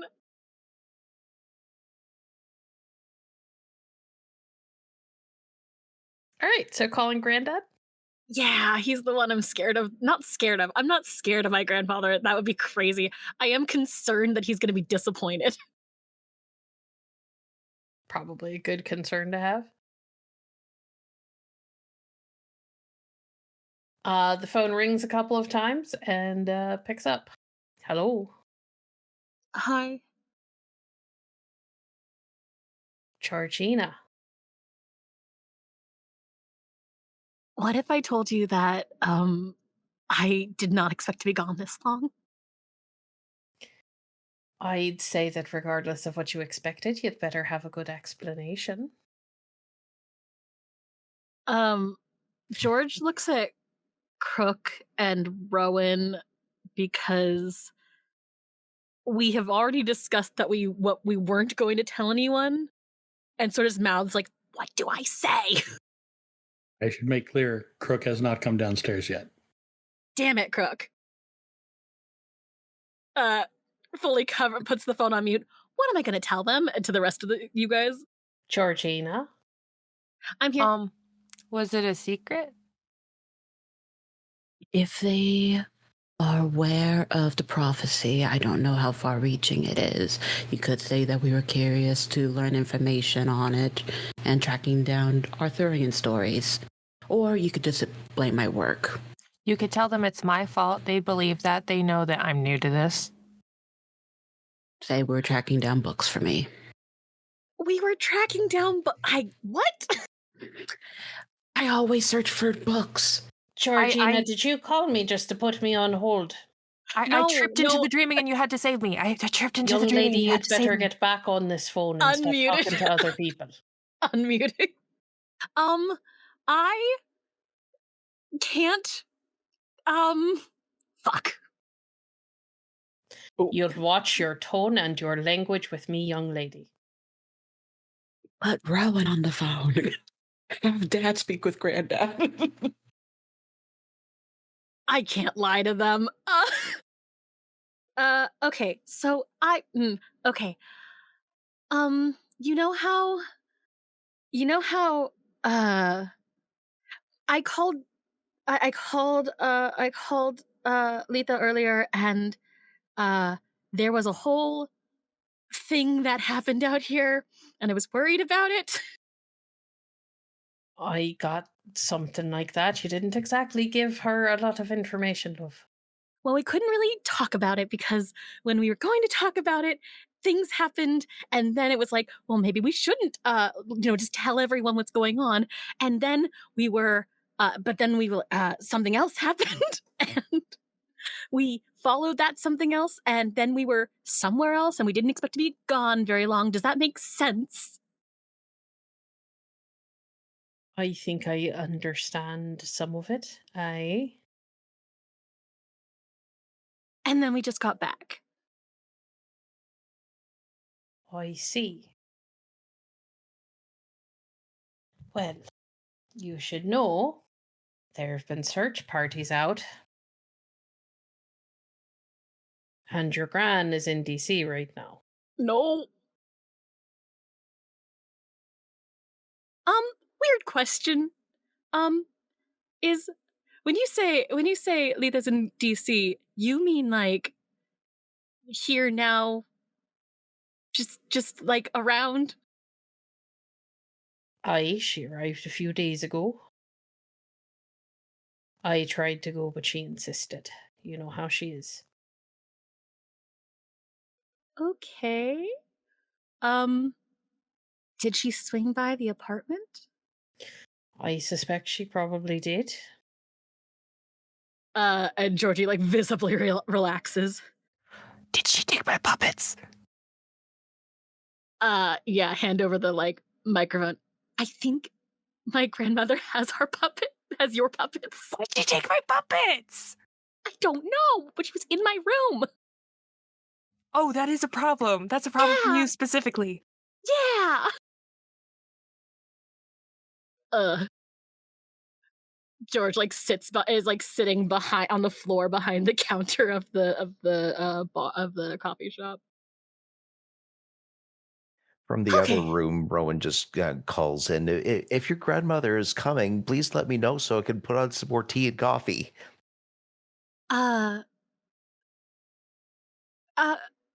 Weird. Granda is she's here in DC. And you said she was bringing friends? Aye. Who's coming to DC? Oh, they're already there, love. You've been Who? gone for a week. I know. I don't know how we were supposed to tell you. I haven't heard a lot. I was told I had to stay here in case you showed up on the West Coast. But my understanding is that she traveled with a group of friends from Pacifica to look for you.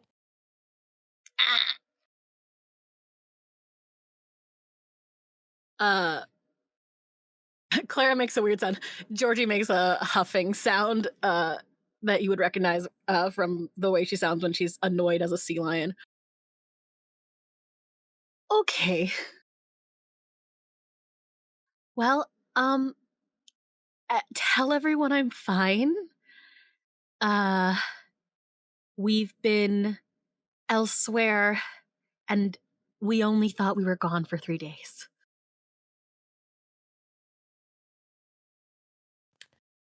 Well, I'll let the family know, but you're going to have to deal with your grandma. Yep. Good luck. It's fine. Oh, don't say that. She seems like she would understand. This seems like that we're gonna be fine. I love you. I'm sure you'll figure it out. I love you. Tell everyone I love them. Oh, I will. okay. I'm going to go calm down your mother. Yep. And he hangs up. As soon as Georgie's off the phone, Sigrun's gonna just like peer over like the table and just looks down. Are you a liquor drinker? And if you are, what type are you? I don't usually drink, but rum. Ooh, good choice. And she goes back down to the basement and comes back out with some rum and a whiskey for her. You look like you need some shots. I would rather be sober, because the next call she has to make.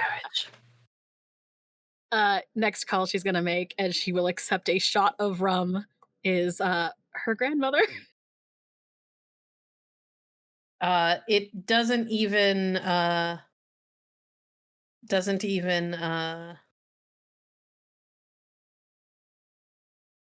ring twice before it picks up. Hello? Letha, Georgie? I'm so sorry. Georgina Byrne. I can explain. You will be. I'm on my way. And she hangs up. Okay. Oh, that was short. You're in trouble. Oh, shit. I need to call my Elodie. brother. I do have a suggestion on probably a better, more truthful way to explain things. We were under the employ of one of our benefactors, and he strongly requested silence and privacy on the matter, and so we cannot give too much detail on it. That way, you put it on Kira's parents. Yes. This feels very middle school. But it is technically true. Would Yeah. the rice have resuscitated my phone by now? No. Phones have to be like in rice for like a day or more. I've never been irresponsible enough with my phone for tragedy to strike, so I've never had to do this. It's like Elodie, 20. a suggestion. You know your family's numbers by heart, correct? I know 2 of them. If you want to have an app on my computer, we can send text messages that way. Ava doesn't know doesn't know the specifics of it, but I do know that's a thing, so just roll with that. That way you don't have to wait too long. Okay, yeah, because I should probably check in with Rodney and Naomi at the very least, because they probably would have called me in the past week. All right, come with me.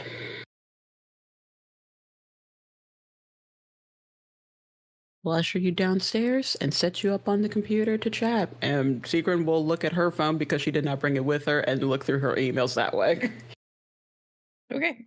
You mostly have emails from your boss at work trying to figure out when you're coming back. It's all pretty straightforward. You have a couple of friends who texted you throughout the week. They're not like freaking out. They're just like, "Hey, you want to get coffee? Haven't heard from you. Talk to you later." They're used to you being really busy. These are all friends from like the old library they used to work at. So. Mm-hmm. Anything from Carmine? Yeah, like a general check-in. Nothing too specific. Okay, we'll casually respond to those.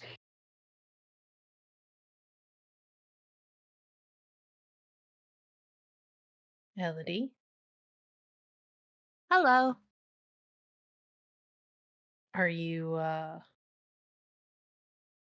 gonna call your fam? Yeah, I'm gonna either call or text whatever I can do from the computer. As I said, Naomi and Rodney. Rodney is one of the twins who is just... I say just. He's 5 years older than me. And then Naomi is second oldest sister, 7 years older than me. Okay. Read off what you're gonna send them. Hey, with like 13 E's and 4 Y's. So my phone is definitely broken. Definitely not my fault, but this is kind of the first time I'm able to reach out.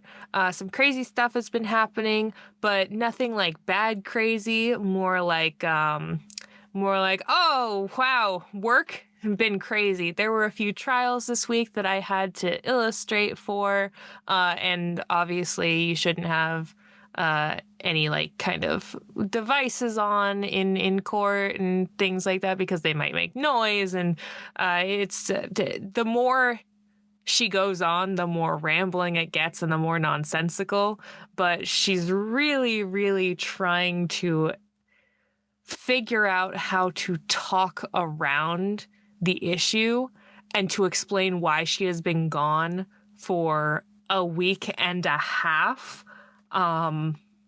without calling them, because she talks to Naomi at least once a week, texts her multiple times a week, even if it's just like sending dog videos back and forth. And Rodney, she talks to consistently a couple times a week. They reach out to each other all the time. So she's trying to definitely talk around the issue. Feels terrible for lying, but it's essentially, it boils down to just a kind of bullshit excuse of, yeah, my phone got broken and you know me, disorganized, irresponsible Elodie, I just got around to figuring out how to reach out. Okay. You do not immediately get answers back, but it is a little on the late side, so you might not get anything right away. Especially because they don't really know, they didn't know that you were missing, as far as you're aware. They just knew that you weren't answering your text messages, which isn't hugely unusual for you. For them, with them, it is a little unusual. But for the rest of the family, yeah, they could send me something 3 weeks ago and I just see it and say, wait, what? Yeah, you don't get anything right away. Okay, thanks, Sigrun. I'm gonna go back upstairs and make sure Kira's okay, and hopefully Grandma doesn't kill us.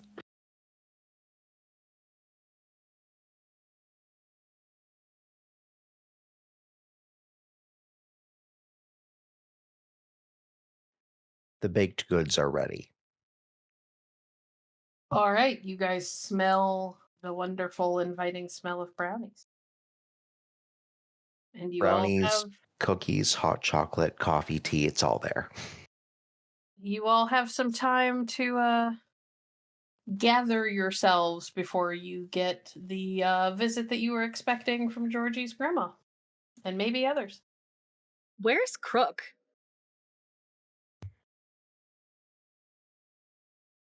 Crook is still in his room. Crook has changed out of his wet clothes, put on dry clothes, is sitting near the radiator in his room, got the window cracked, and he's smoking. He has taken a flip phone out of his sock drawer in order to call Godric.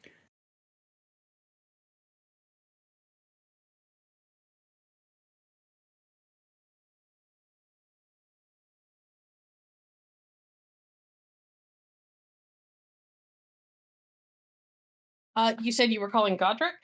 Yep. You...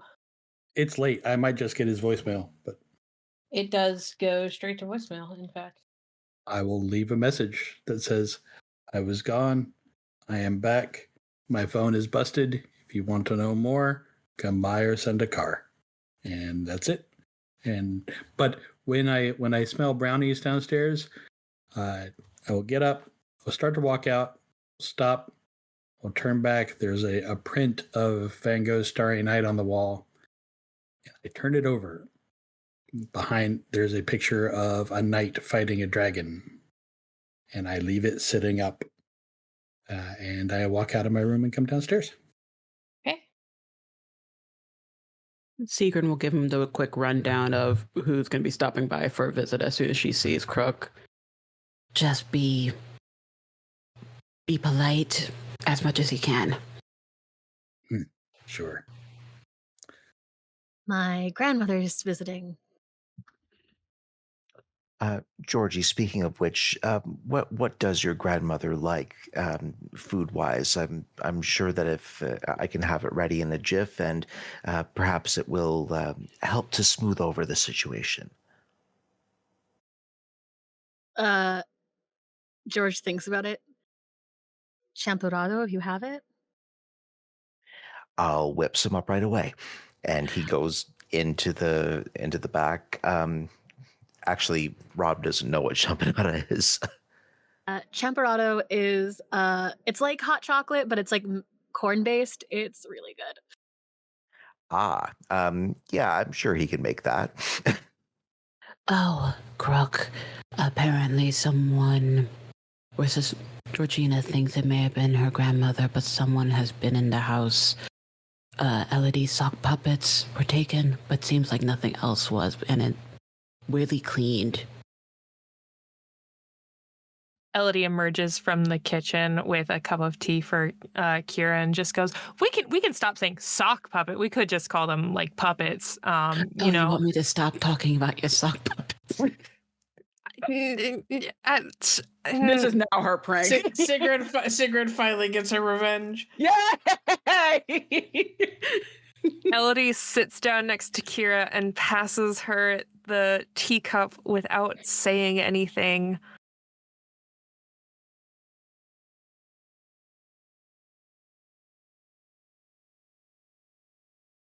Kira wraps her hands around the cup, and anyone who looks at them can tell that her knuckles are a little bit white. She's gripping it probably a little tighter than she should.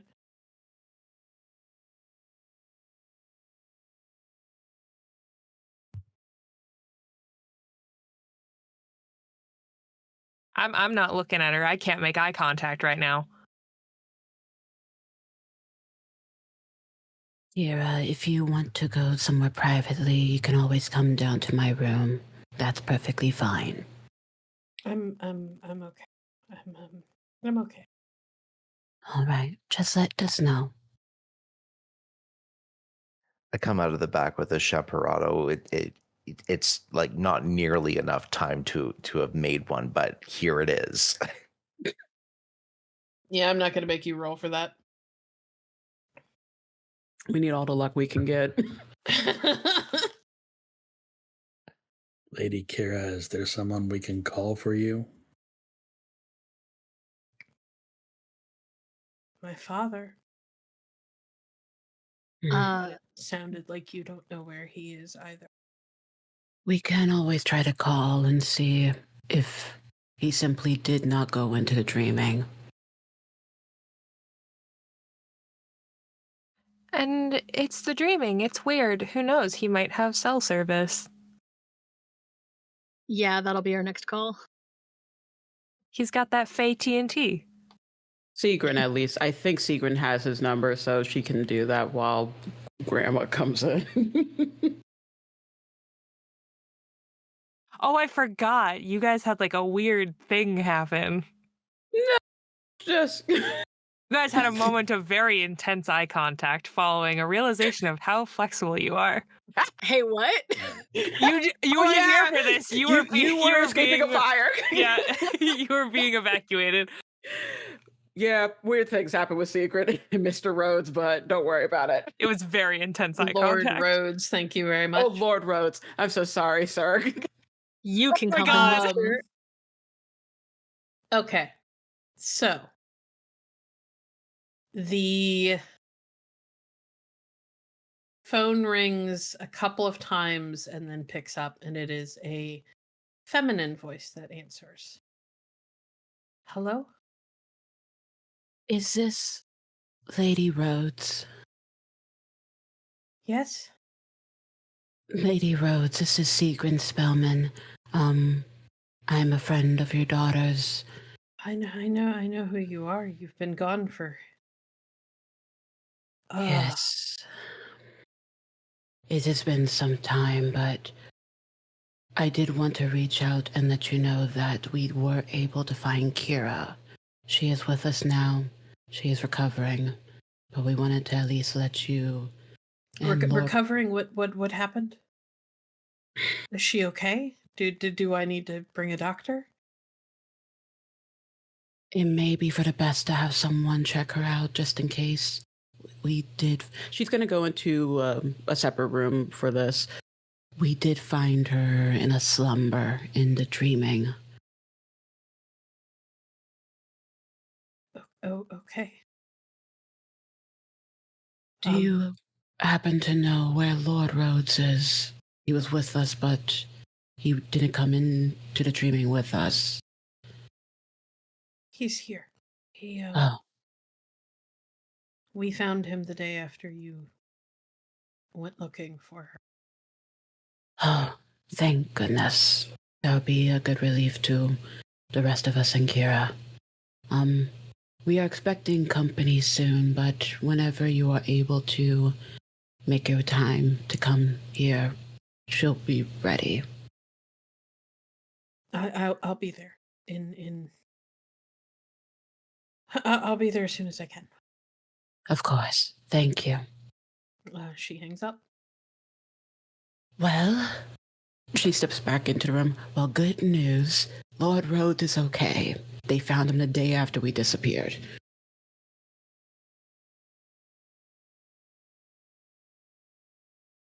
Elodie makes a face, but does not say anything because Kira is here at the phrasing of found him. Did you talk? But you didn't talk to him. I spoke with the lady. He answered his phone? Yes. He's Georgie's probably lack resting. of poker face. He's probably resting. It's late, and he's probably worried sick. If it is of a concern, there was the warning issued that we are expecting company. So if someone was to try to do something, there's going to be more numbers. At least on our side. You hope. So is Kira's mom coming to pick her up? It appears so, yes. Lady Kira, actually, I'd probably know what Lady Rhodes likes, so I'll start preparing that immediately upon hearing that she'll be coming. Okay. You know that she has a particular fondness for one of your special brews of peppermint tea. This Right. family and peppermint tea.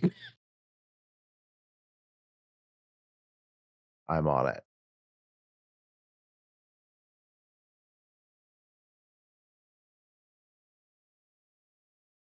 I'm sure everything will be fine with the Rhodes family.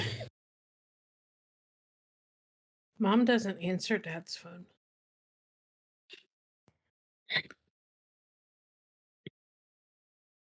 They say that worrying is just making yourself suffer twice.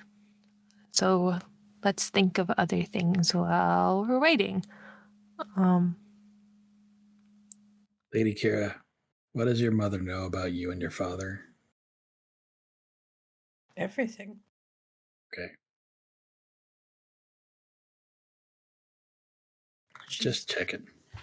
Have any They're of not- us? Well, Have they're any not. of- They're not. Oh. They're not as close as they used to be, but she's one of us, so. Have any of us met Lady Rhodes before? Yeah.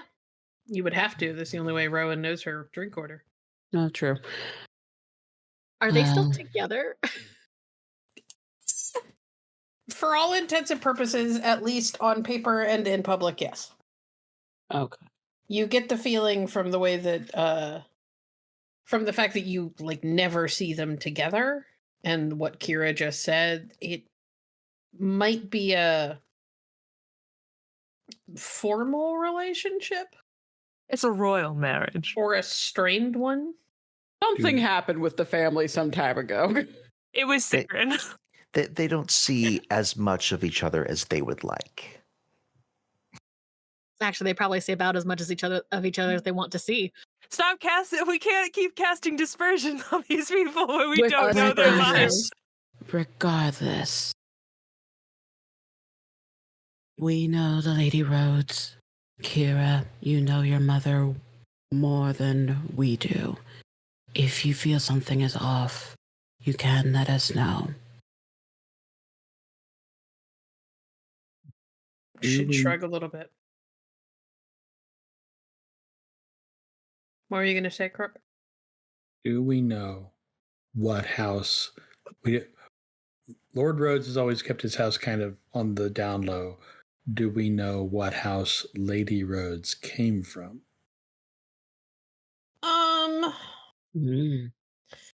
No, but mostly because you guys don't interact with her all that much. Like you've met her, but it's not like it's not We're like not she's friendly. around all the time. Yeah. Okay.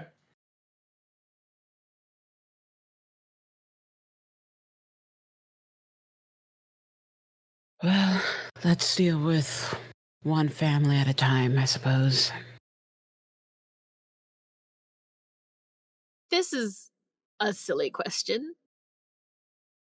Pacifica and I don't know where we are now. They're like fine, right? What do you mean they're fine? There's not like an just being from one place or another, like one I want to say kingdom, that's not correct. Duchy? Actually, what? One duchy to another, like that's not a problem, right? As long as they present themselves, no. Okay. Your grandmother could pretty much go wherever because she's not technically Cathane anymore. Cool. Storyteller. Hmm. In order to cast a cantrip on something to eat, would that be nature for realm? Or would that be prop? Sorry, say that again? In order to cast a cantrip on like food.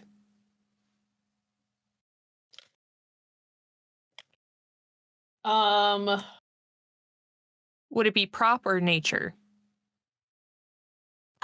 A prop, I guess? Okay, radical. Because I just remembered that me and Crook are still hurt. Oh yeah, we should do something about that.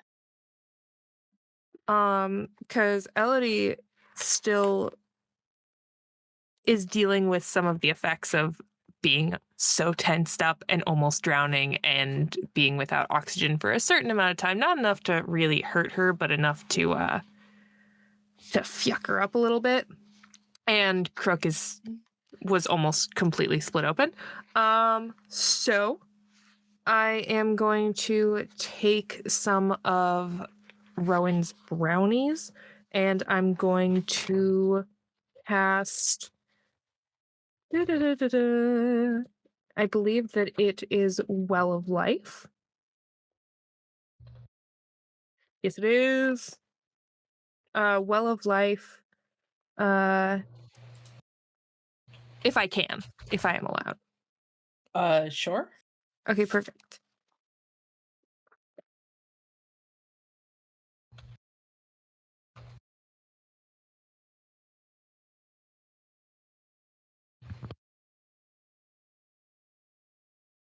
Are you going to do a bunk of any sort?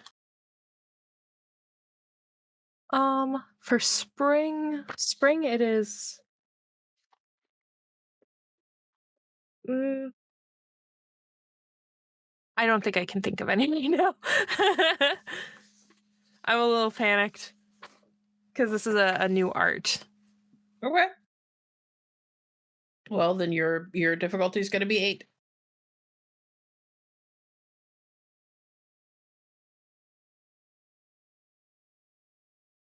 One success. All right. And which cantrip is this? Well of Life. So the realm determines the source. Simply being in the proximity of a focus of the Well of Life restores a bashing or lethal injury during the scene. Touching the target of the cantrip heals a bashing or lethal each turn. Consuming all or part of the focus of the cantrip restores all bashing and lethal damage and also heals 1 aggravated damage. 1 success determines the duration. One success equals 1 minute. Okay. So I'm going to cast it on the brownie and then split it and hand half to Crook. Eat this, you'll feel better. Thank you. Thanks for not letting me die. Or whatever.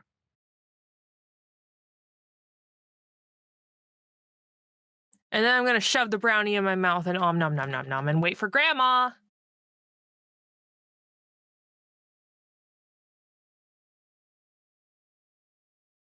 You both regain 1 level of bashing or lethal. I believe if it's consumed, it's all. Yeah, but you split it up with him. Oh, sorry, I must have misinterpreted it because if you eat all or part of it. Right. I'm reading that is meant for 1 person. Okay, that's fair. And it only lasts for a minute, so. Do they get re-injured afterwards? No, it just over the course of the minute they heal up. If we don't eat it in a minute, it's bad. It has shelf life of 1 minute. Okay. Did anybody else want to do anything in the intervening time before Georgie's grandma shows up? I have dots in medicine, but it seems like they're actually handled, so I don't need to do it. Okay. I mean, I'm still hurt.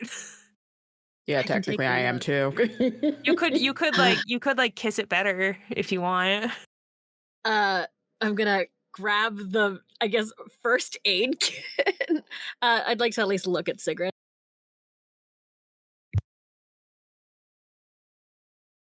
I'm mainly just bruised. I'd like to give Sigrun an ice pack.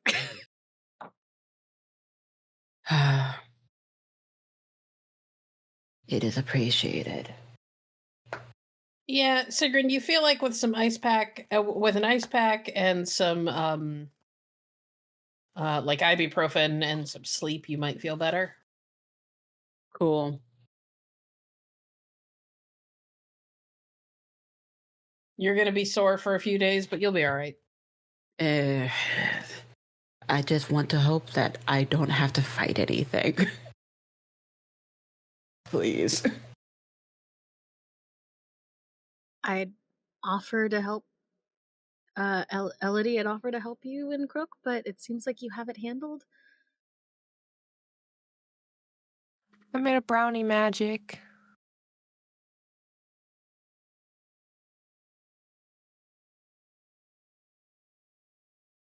Crook was almost bisected. I don't know that I can do anything more for him, but I mean, you could try.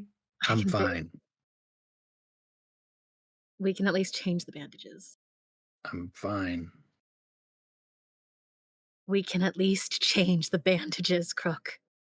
Elodie gives him the big old eyes and just, but you got hurt. And now I have bruises, and they're going to hurt for a few more days. I'm fine.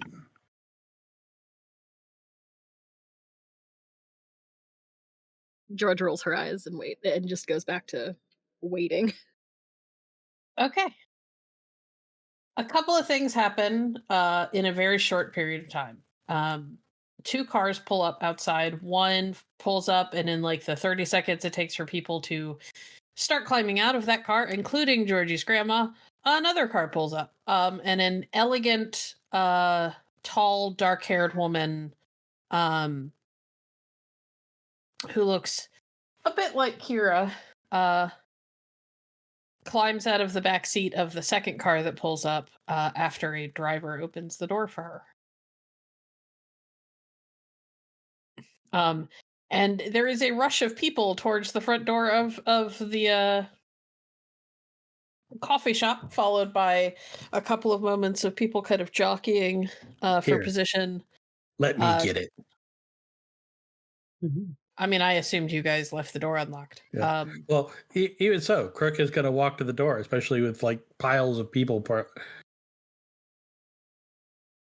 Good evening.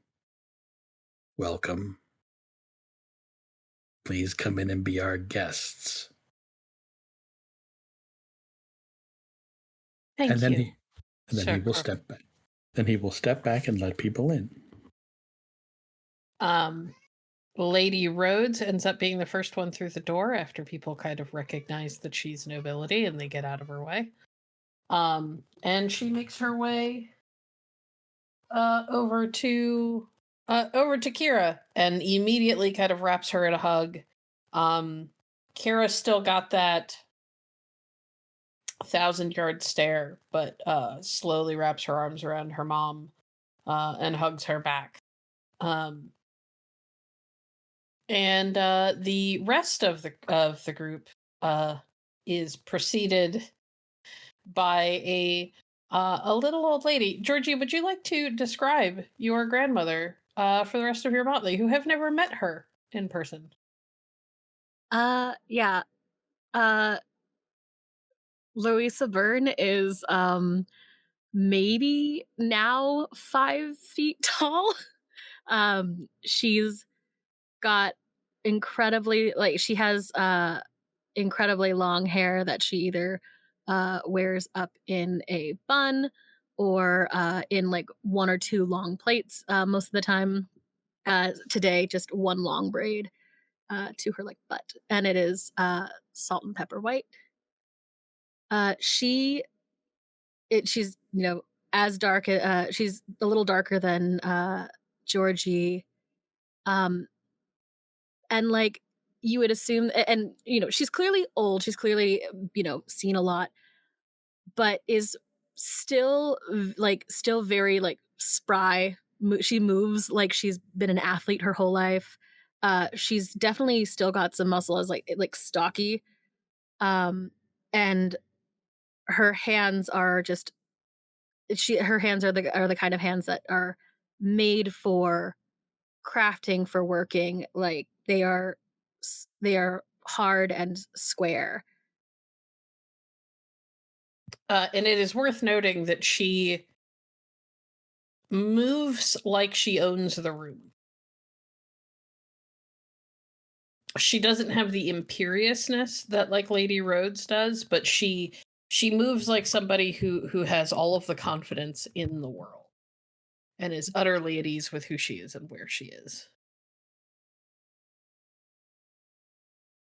And her eyes land on Georgie, and there is a look on your grandmother's face that you're not sure you've seen since you were little, and the last time you saw it was when you and your siblings were out playing on the rocks next to the water without supervision, even though you'd been told not to. And you slipped and fell in. They managed to get you back out of the water okay, but there was a bit of a thrashing that came later for being out there without supervision and nobody to pull you back, to make sure that you were okay if you did fall in. And that's the kind of look on her face. It is half worried and half angry. And she walks over to you and reaches up and she puts her hands on your shoulders while she kind of looks you up and down. You are all right. Yes. Good. And then one of those little hands reaches up like a flash and grabs you by the ear and pulls you down to her level. Ow. Don't you ever call me, make strange references and allusions, and then hang up like everything is fine and then disappear like that ever again. Ow. Okay. Do you understand me, young lady? Yep. Yes. Good. I'm glad you're okay. And then she hugs you. And it's one of those like warm, deep, like grandma hugs that like gets down to your soul kind of hug. Georgie fully inhales. She smells like home.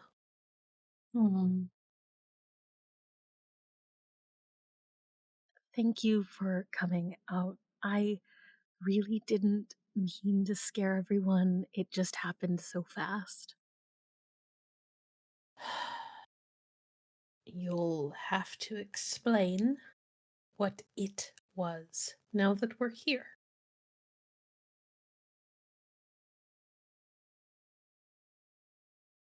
I make sure Grandma has her champorado and whatever, like there's a spread of food available for anybody to help themselves. She kind of pats your hand. Thank you, dear.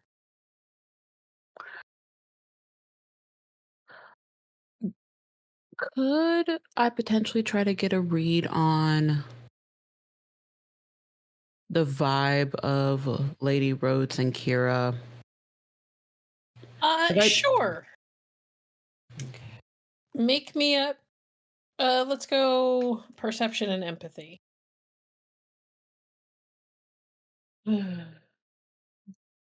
Six. Why are you heavy sighing? Because my rolls tend to not be great. Well, I can't do anything about that. I know. It's mainly me being stressed. It's standard difficulty. Okay, we'll do a willpower for that too. Brooke Okay, will- too. Okay, go ahead. Kira still looks kind of out of it. Somewhat vague. They are talking quietly between the two of them. Her Kira's answers are almost a little bit monotone. Like there's very little inflection or emotion in them. Her mother, on the other hand, seems genuinely very worried and relieved all at once. And you can tell that there is something that she's not talking about. While she's focused on Kira instead. Okay. I think Sigrun is going to mainly keep her attention on Kira, but she'll keep an ear out in case Georgie wants her to interject with talking with Grandma. Crook, you were going to say something? Brooke quietly goes into the kitchen, apologizes to Rowan for coming into the kitchen, gets a piece of ice, puts it in a Ziploc, puts that under a paper towel, and brings it back and hands it to Georgie. Put that against your ear. she will, but thank you. Your grandmother kind of steps back and she looks over most of the motley. This is around the time that Lady Rhodes has kind of like wrapped her jacket around Kira and looks at the rest of you. I'm going to take her home to rest. Feel free to come by in the morning if you would like to see her, or if she's feeling up to it, she will come see you. Thank you for bringing her home. I'll walk you both out. I'll go too. You both get big seal eyes, like, please don't leave me. We're not leaving. We're just walking them to the car. You are able to walk them to the car, no problem. Cool. I will tell Lady Rhodes once Kira is in the car. She had said something about someone had stolen something from her, and I don't think she meant a physical object. Her mother kind of takes a slow breath in. Very well. I'll have some of my I'll have a sorcerer look her over. Oh. Before Kira leaves out, I think Sigrun is going to take one of her tarot cards that she has, because I think she was just doing random readings while she was waiting. But I don't remember exactly which cards that she pulled for Kira specifically, but one of the cards that she did the pull for, she will slip it into Kira's hands as like just a small comfort. Let us know if you need anything, and we'll check in the morning. Kira's fingers will wrap around it, and she'll kind of glance down at it and give a nod, and then her mother's and Crook and Elodie kind of spirit her outside and into the car. Lady Rhodes will kind of nod to you, Crook. Thank you, Sir Crook, for looking after her. My motley that did the looking after. But if you have any official gratitude, please do share it with my house. I will Please call us if you need anything. And anything, really. She will nod. And then she climbs into the car. The driver shuts her door, and they are gone a few moments later.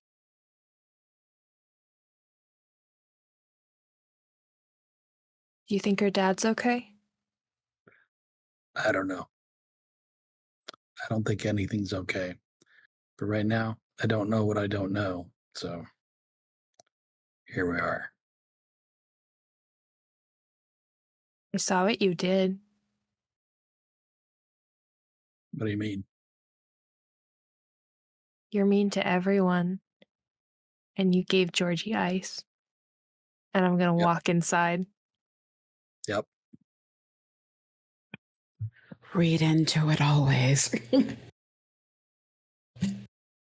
It was already weird when he was helping people out of the lake or the river. This was also weird, but I'm not going to say why.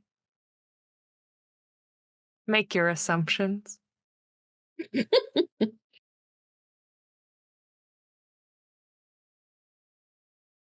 Let's go save Georgie from her grandma. And for the audience, she will give her the judgment card. I remembered what the cards were. All right. You all are able to go back inside. Georgie's grandmother has waited for you to return. And then she will take a deep breath. I suppose formal introductions are in order.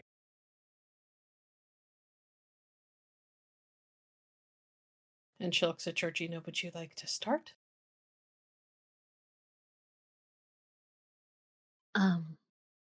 Yeah, I'm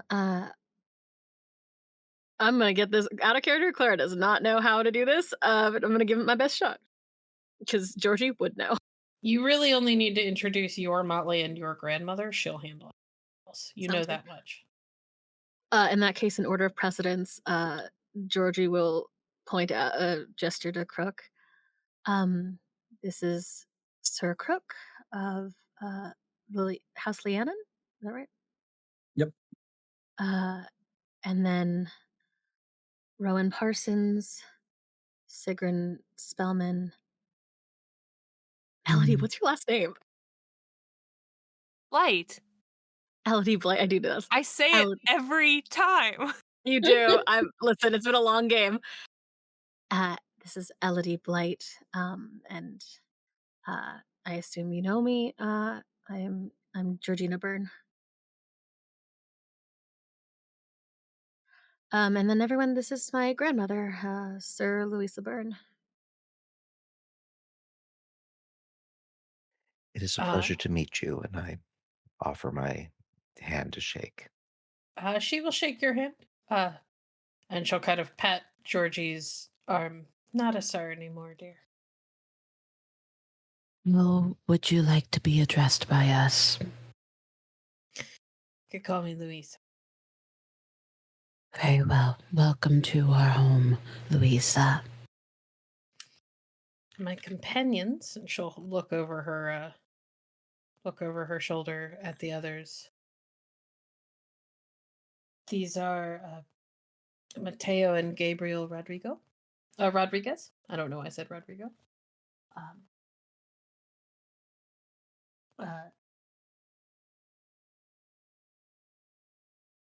Jasmine, trying to find my notes. Sorry, guys.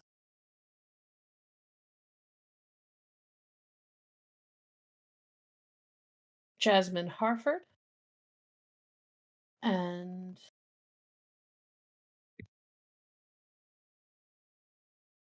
Hugo Brown. All of the Kingdom of Pacifica. The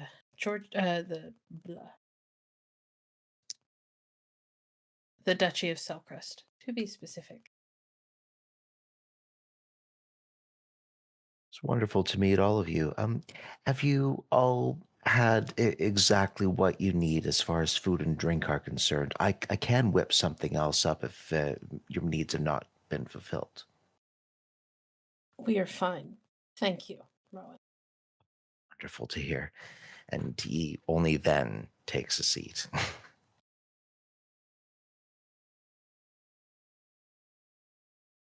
Now,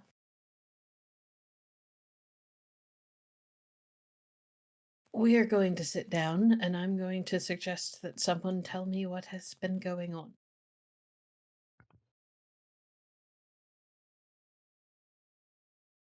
Georgina, would you like to do it, or would you prefer if one of us do? Feel free to chime in if if I forget anything. The floor is yours, dear. Well, actually, for part of it, I wasn't even awake. And she sort of looks at Crook again, or Elodie.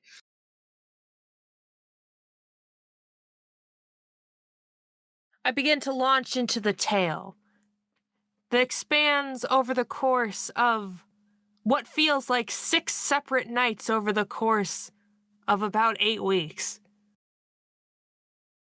And I tell her what happened.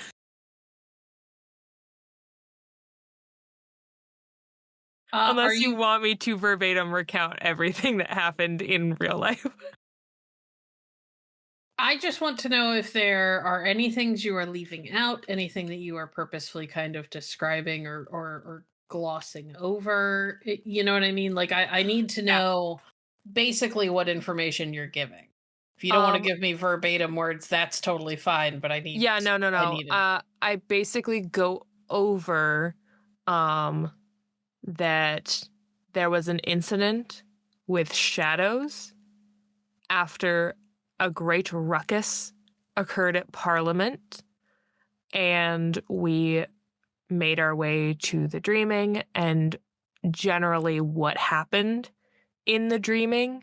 And I'm going to keep an eye on my companions so they can tell me when I have said too much. But I'm keeping it mostly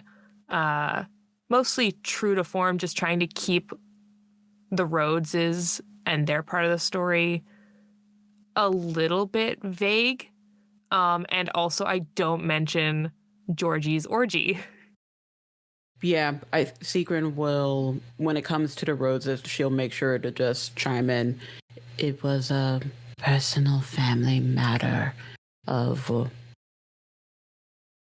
people we were on good terms with, and we offered our assistance, and they wished for it to remain private. So without their consent, we don't feel comfortable with explaining too much on their end.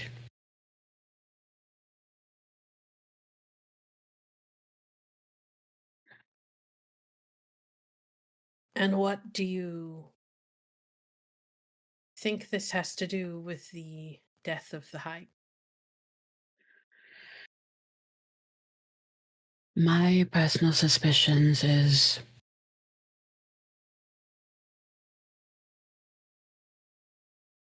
there were some visions at play while we were investigating this other private matter. My suspicions is that there may be some entanglements in regards to that, but the sheer details I am not clear, as visions tend to be.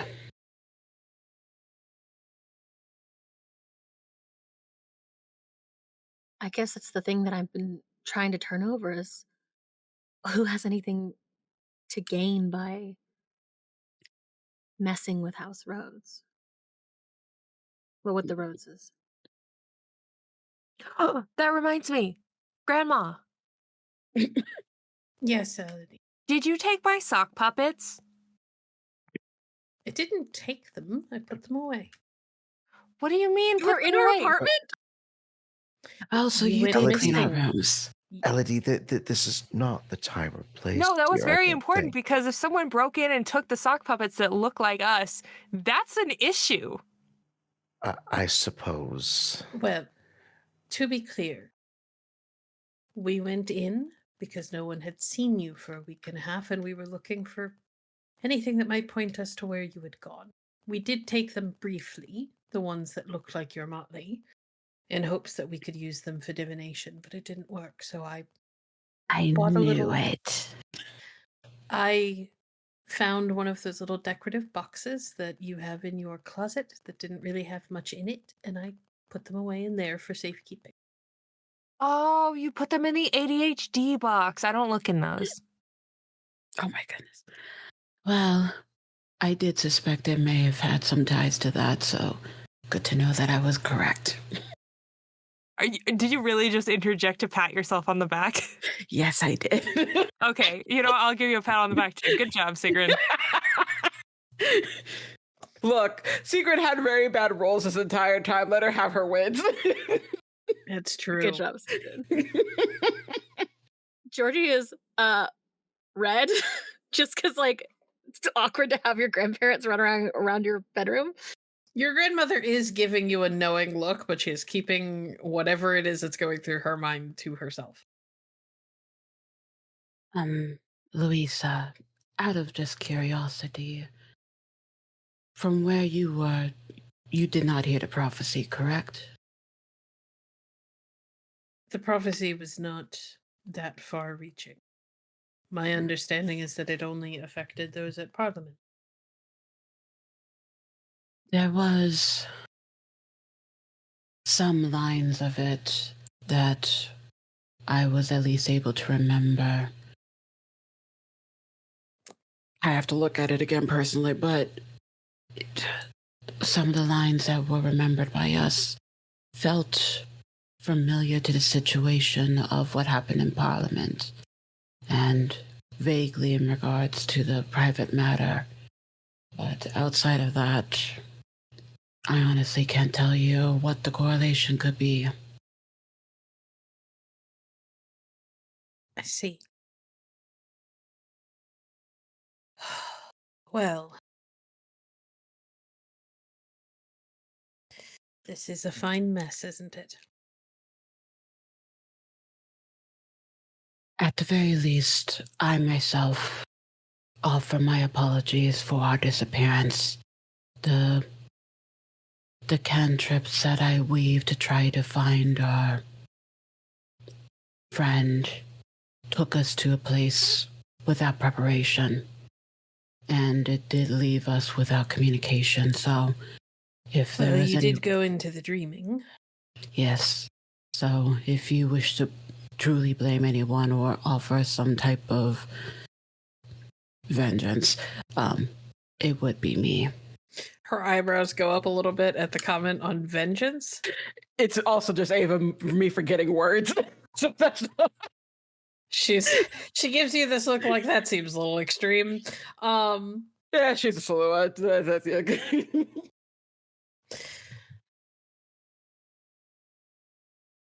Lita, How did you find yourself in the dreaming exactly? I understand following a cantrip, but that was it. I had...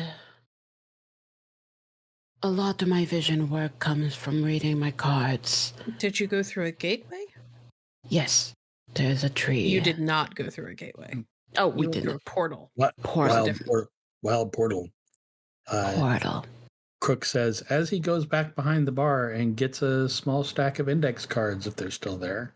She chokes slightly on her not hot chocolate that I've forgotten the name of already. It's in general. Yeah, we've but it's chatted so a much. ways up. The y'all have been chatting. Champerado. Champerado. So yeah, she kind of chokes on it when Crook says wild portal. You willingly went into a wild portal? And she looks at Georgie. We were in a rush, and There is a string of expletives in Spanish. Once again, I'm so sorry. You know better. She's looking at Georgie. I'm very practiced at Wayfair. You could have been pulled into the dreaming and never found your way out. Wild portals don't necessarily drop you onto paths. Ugh. To be fair, I don't think it did.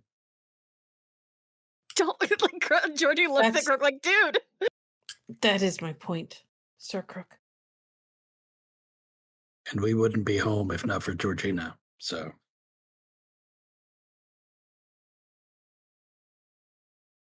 I made sure that if we left, I would have something to get us home. To try to get you home. Cantrips don't always work the way you think they will in the dreaming.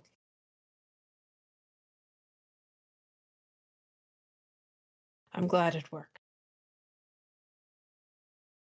Don't be so stupid again. If you need to go in, go through a gateway. I will try the next time someone goes missing and we need to chase them down.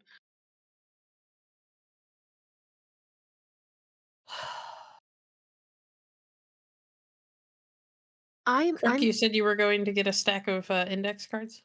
Yeah, because I had copied down all the pieces of the prophecy that I had, that the other members of the Motley had, and that Godric gave me. And I put them on index cards and put them behind the bar. You it takes a minute to find them because it's been a week and a half and the staff has been running this place while you guys are gone. Yep. But you do eventually find them.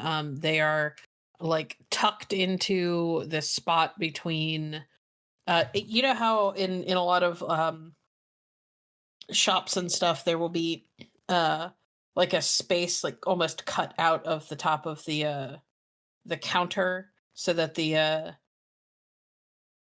cash register can kind of sit a little bit lower and not be up in front of your face and blocking your view of the people who come in. Yep. It's like in the space between the cash register and like the side wall of the place where it sits. Yeah, here we are.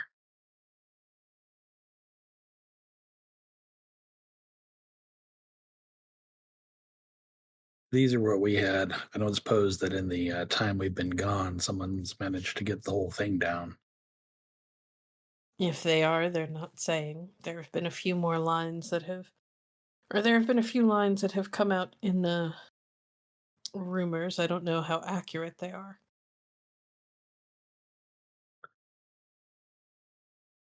If anyone has the full thing together, they're not telling anyone.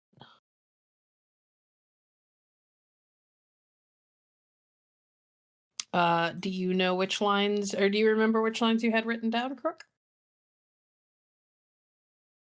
Let me skip back through my notes here.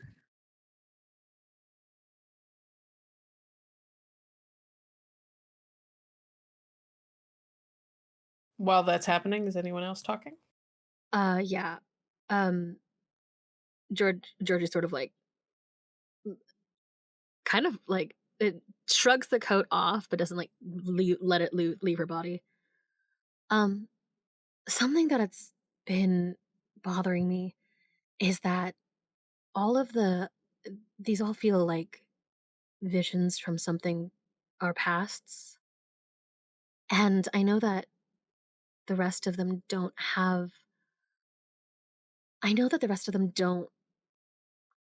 access. No one keeps accurate records of who they were, but do we?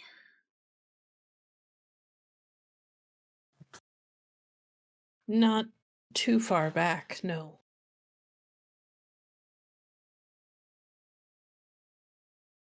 So there would be no way to know how far back could we find?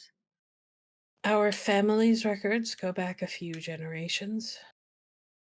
Most of it's been lost, but we have the last 3, maybe 4. That's probably not far back enough, is it? I don't know what you're remembering, so I couldn't tell you. And George will start to explain at least her visions of the man, of the horse, of like fleeing, and the vision from the pool of the man with the lute and the woman crying. Well, the presence of a lute does imply that it's a fair bit further back than our records go.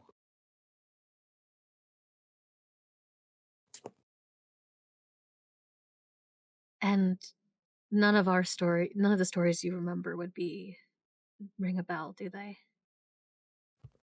Have you guys given her any information about what you guys have seen in your memories? Other than Georgie talking about the man with the lute and the woman crying? I presume. Georgie's given Green her Knight. everything. Yeah, even Sigrun will give her weird thing with the ogre and what and the troll So you stuff. guys have mentioned that you're having visions about the round table and stuff. Uh-huh. Yeah. I fight the Green Knight.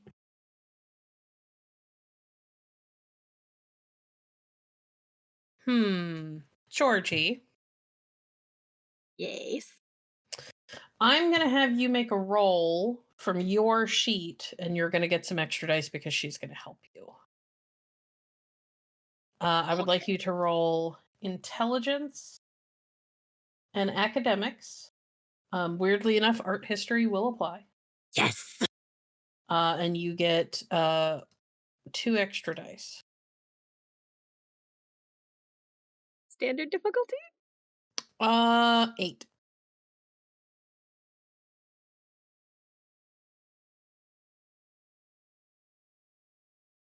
Specialty for on the dice roller. Do I just hit say yes?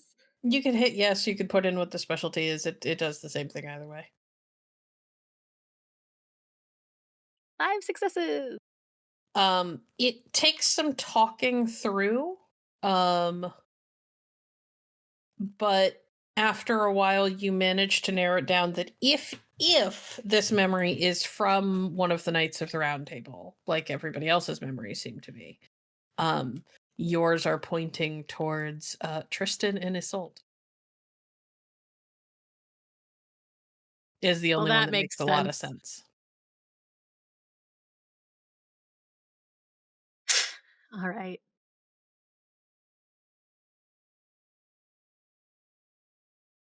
That explains the "Where have you gone, my Irish child?"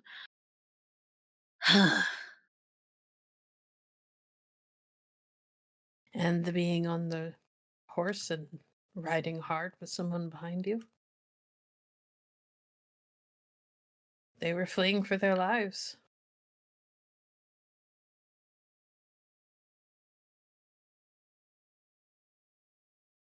I still don't know what that has to do with.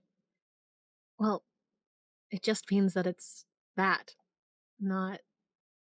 I don't know what this has to do with the sword or King David being dead.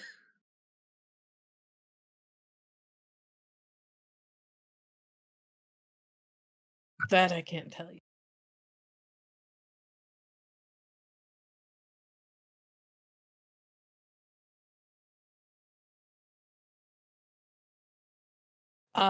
Elodie, what did you say about your memories? That I was really cool and I was fighting the Green Knight. Like over and over. But they were once a friend.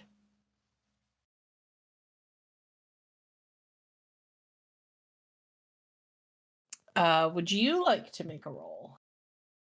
Sure.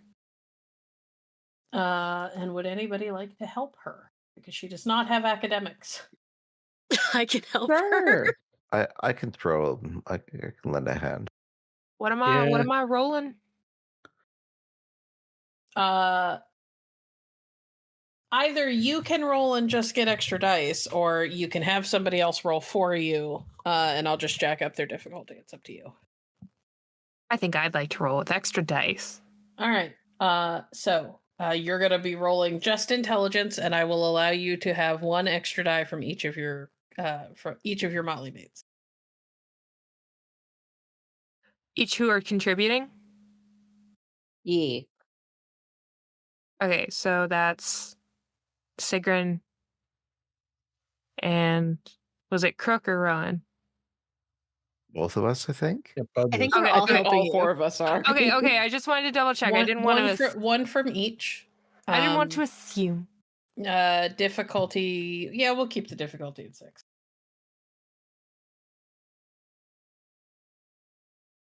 4 successes. There's some back and forth, and it's actually Rowan who has the thought. as you're going over things that you're talking about what you've seen, and you guys, think about the gauntlets and everything else. And Rowan is the one who has the thought that the only person who ever fought a knight in green armor was Sir Gawain.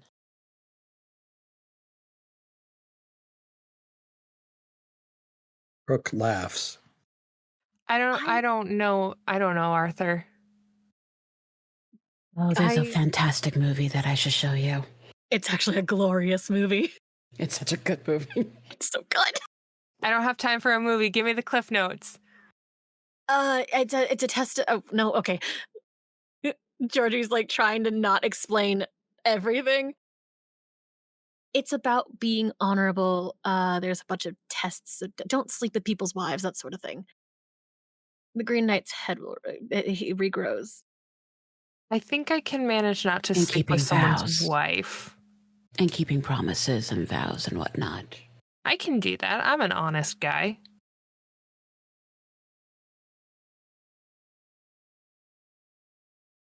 Also about facing death, even when it seems certain. and I mean, doing I so drowned. boldly. You didn't technically drown, I was real close. but you didn't.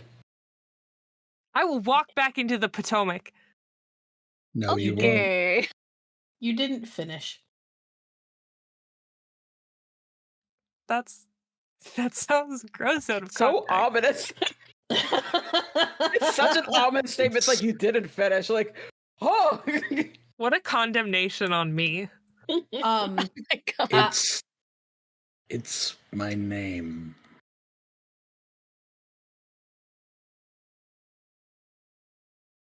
What? It's my full name. My mother was an Arthur nerd. Gowan Howard Crook. Am I you? No, Am I your son? no. Then I don't know what that means. Gowan Howard Crook. Now you know why I go by Howard.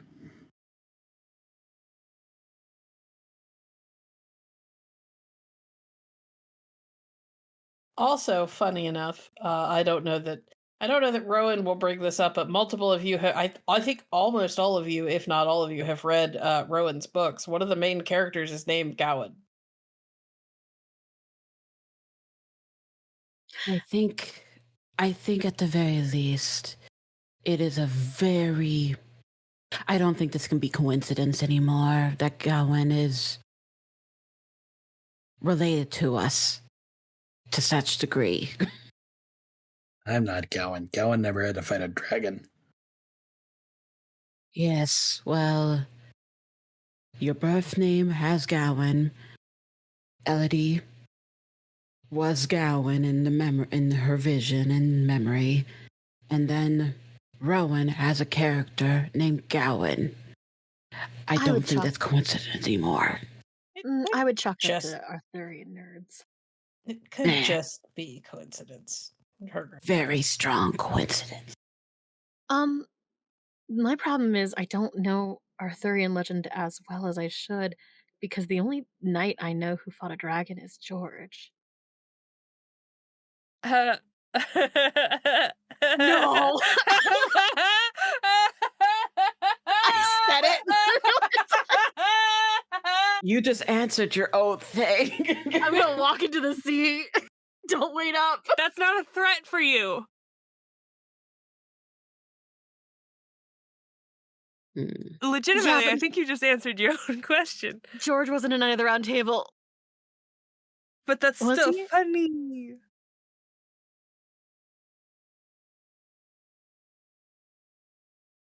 I personally Maybe don't we're remember tangentially him. related to the round table. We don't have to be the knights, just some knights.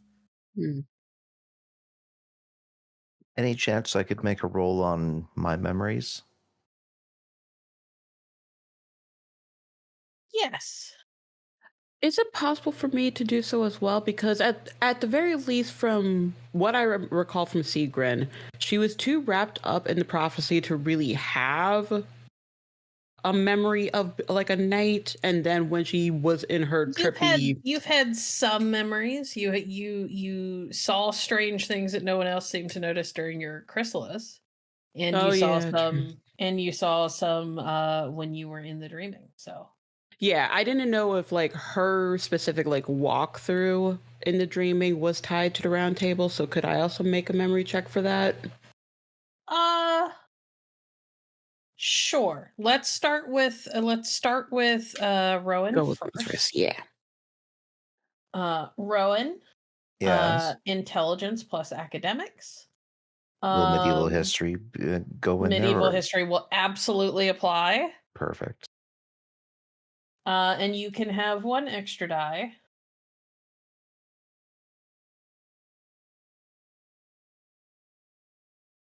And this is going to be difficulty 8.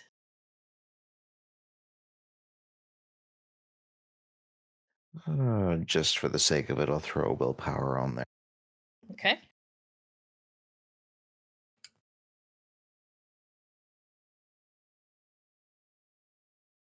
Oof. One success. Thank God for willpower. And yeah, for sure.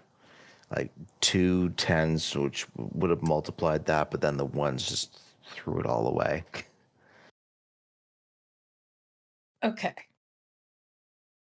You're not 100% positive with only one success. You are guessing that it is one of the older knights that was in the stories. Not one of the ones who was kind of fresh-faced when he joined Arthur. Just based on the things that you've seen, he had status and was accomplished long before Camelot was a thing. Right. Okay.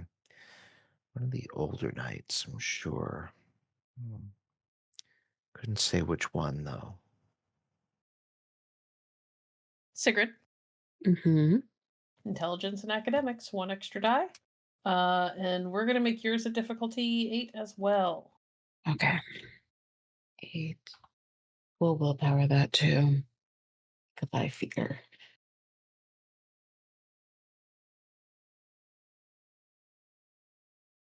Two.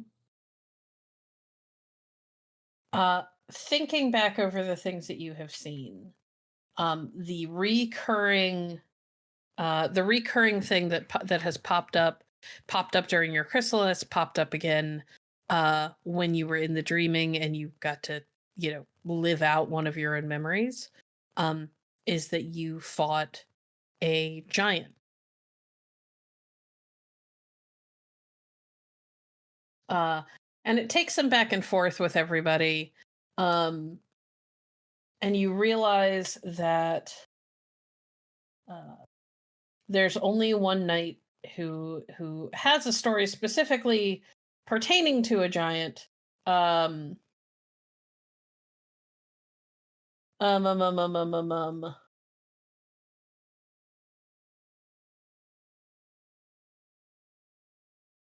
Galahad? No. Sorry, I was looking at something. I was double checking my notes. And that is Sir Bedivere. Bedivere.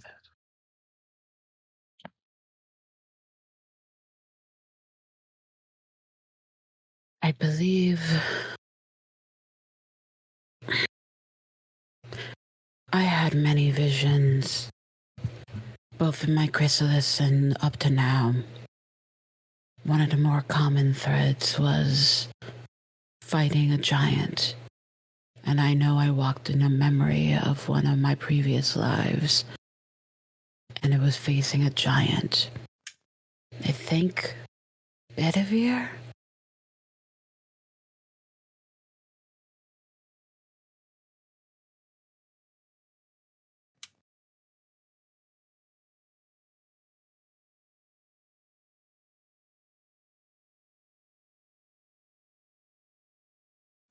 Crook, do you want to make a roll? No. No. I have Crook- a guess now. Crook is not thinking about this. He's just really upset that he just found out he's named after me.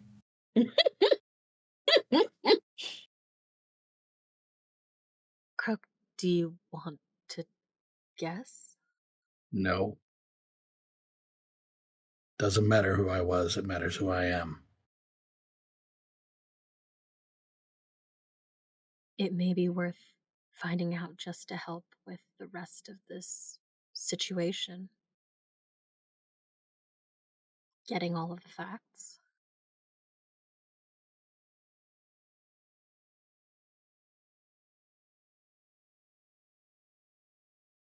These aren't facts, they're stories. Crook, you know that's not true. For us, it's kind of the same thing, is it not?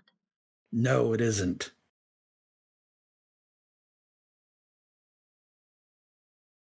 It's our stories, Sir Crook. Begging your pardon, your stories aren't mine.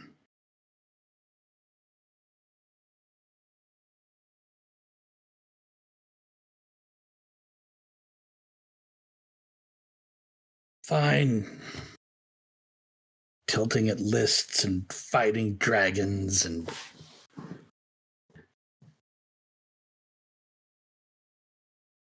Oh, yeah, I'll take a crack at it. All right. Intelligence and academics. Difficulty 8. You can have 1 extra die for help from others. That will offset my wound penalty.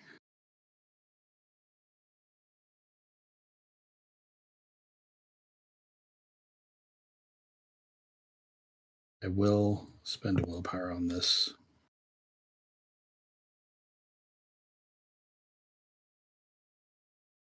Three successes. Because Crook doesn't want to know, and his brain is going to tell him anyway. Okay. There's some chatting back and forth, and other people don't seem to have a whole lot to offer. But you, being the secret nerd that you are, have read a lot about the Arthurian legends. And there is one night in particular that stands out that matches some of the stories that you've gotten from your glimpses into the past. But also whose personality kind of matches up with yours a little bit. And that is Sir Kay.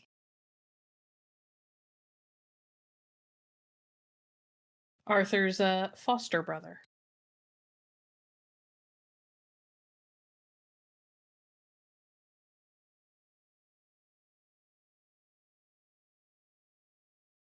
I'm the grumpy one. He was also considered one of the 3 enchanter knights of Britain.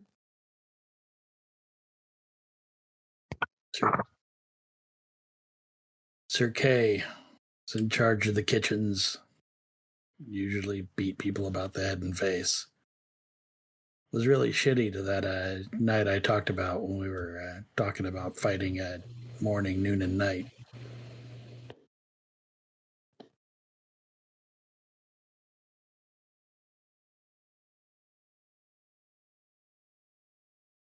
So does this mean that there are more knights that we need to find to assemble the whole round table?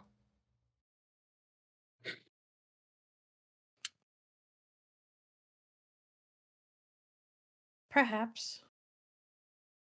Perhaps it simply means that you all were brought together for more reasons than to simply be a motley that supports each other. Maybe this isn't the first time you've been together. Well, I certainly hope I don't have to return the sword to the Lady of the Lake. That's a lot of pressure. Well, no one knows where the sword is. Maybe it's less that you have to return it and more that you have to find it. Oh, I still don't like that. Crook And I. flips. Oh, sorry, Oh, go ahead. Go ahead. Crook flips through the index cards for a second. Crownless stand with eyes of fire as chaos fuels their heart's desire. Old bonds shall break, new pacts be sworn, as heroes rise and hope is born.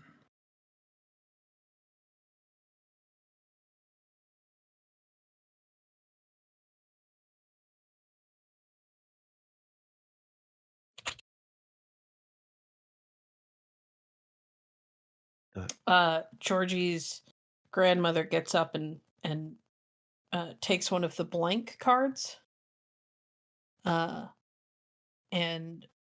begins to fill in a little bit more on the blank card.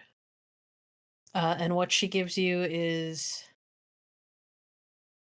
Heart of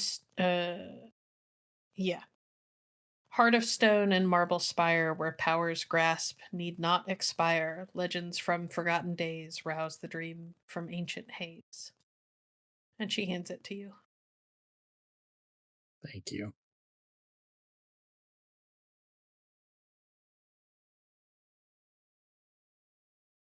That explains the memories returning to us, certainly.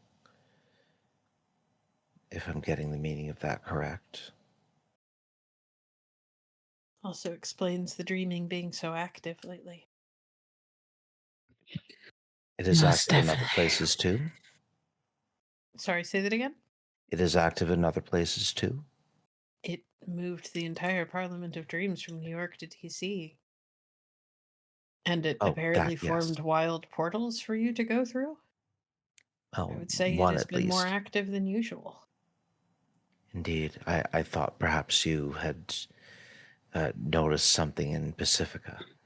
There have been strange things all over.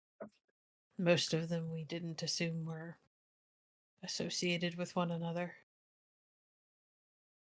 And they were never major.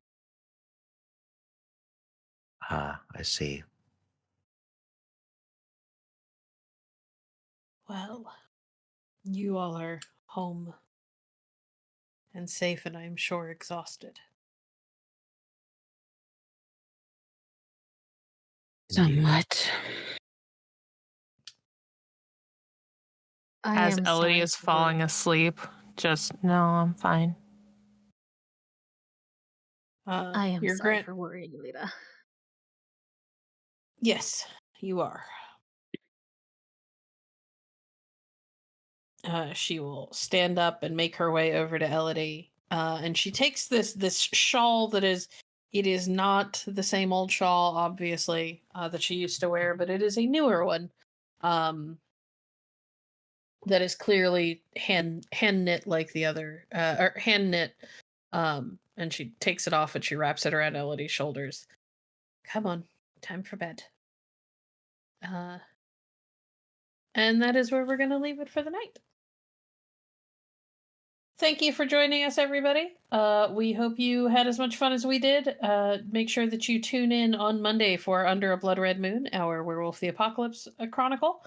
And again on Wednesday for HHS Plays Baldur's Gate 3 as we continue the saga of the Brainiacs attempting to survive all of the crazy stuff that they get up to. We will see you next Friday, same place, same time. Have a good night. Goodbye. Thank you for listening to District of Dreams, a Changeling the Dreaming actual play by Hallowed Haven Studios. Storytelling for this actual play was provided by Bloodied Porcelain. Sir Crook is played by Bookkeeper. Elodie Blight is played by Hannah Marie. Sigrun Spellman is played by Madame Ava. Rowan Parsons is played by Rob Davies. Georgina Byrne is played by Clara Allison. Our intro music is by Michael Shynes. Our art is by Instagram.com/V is for vampire. And our editing is by Virons.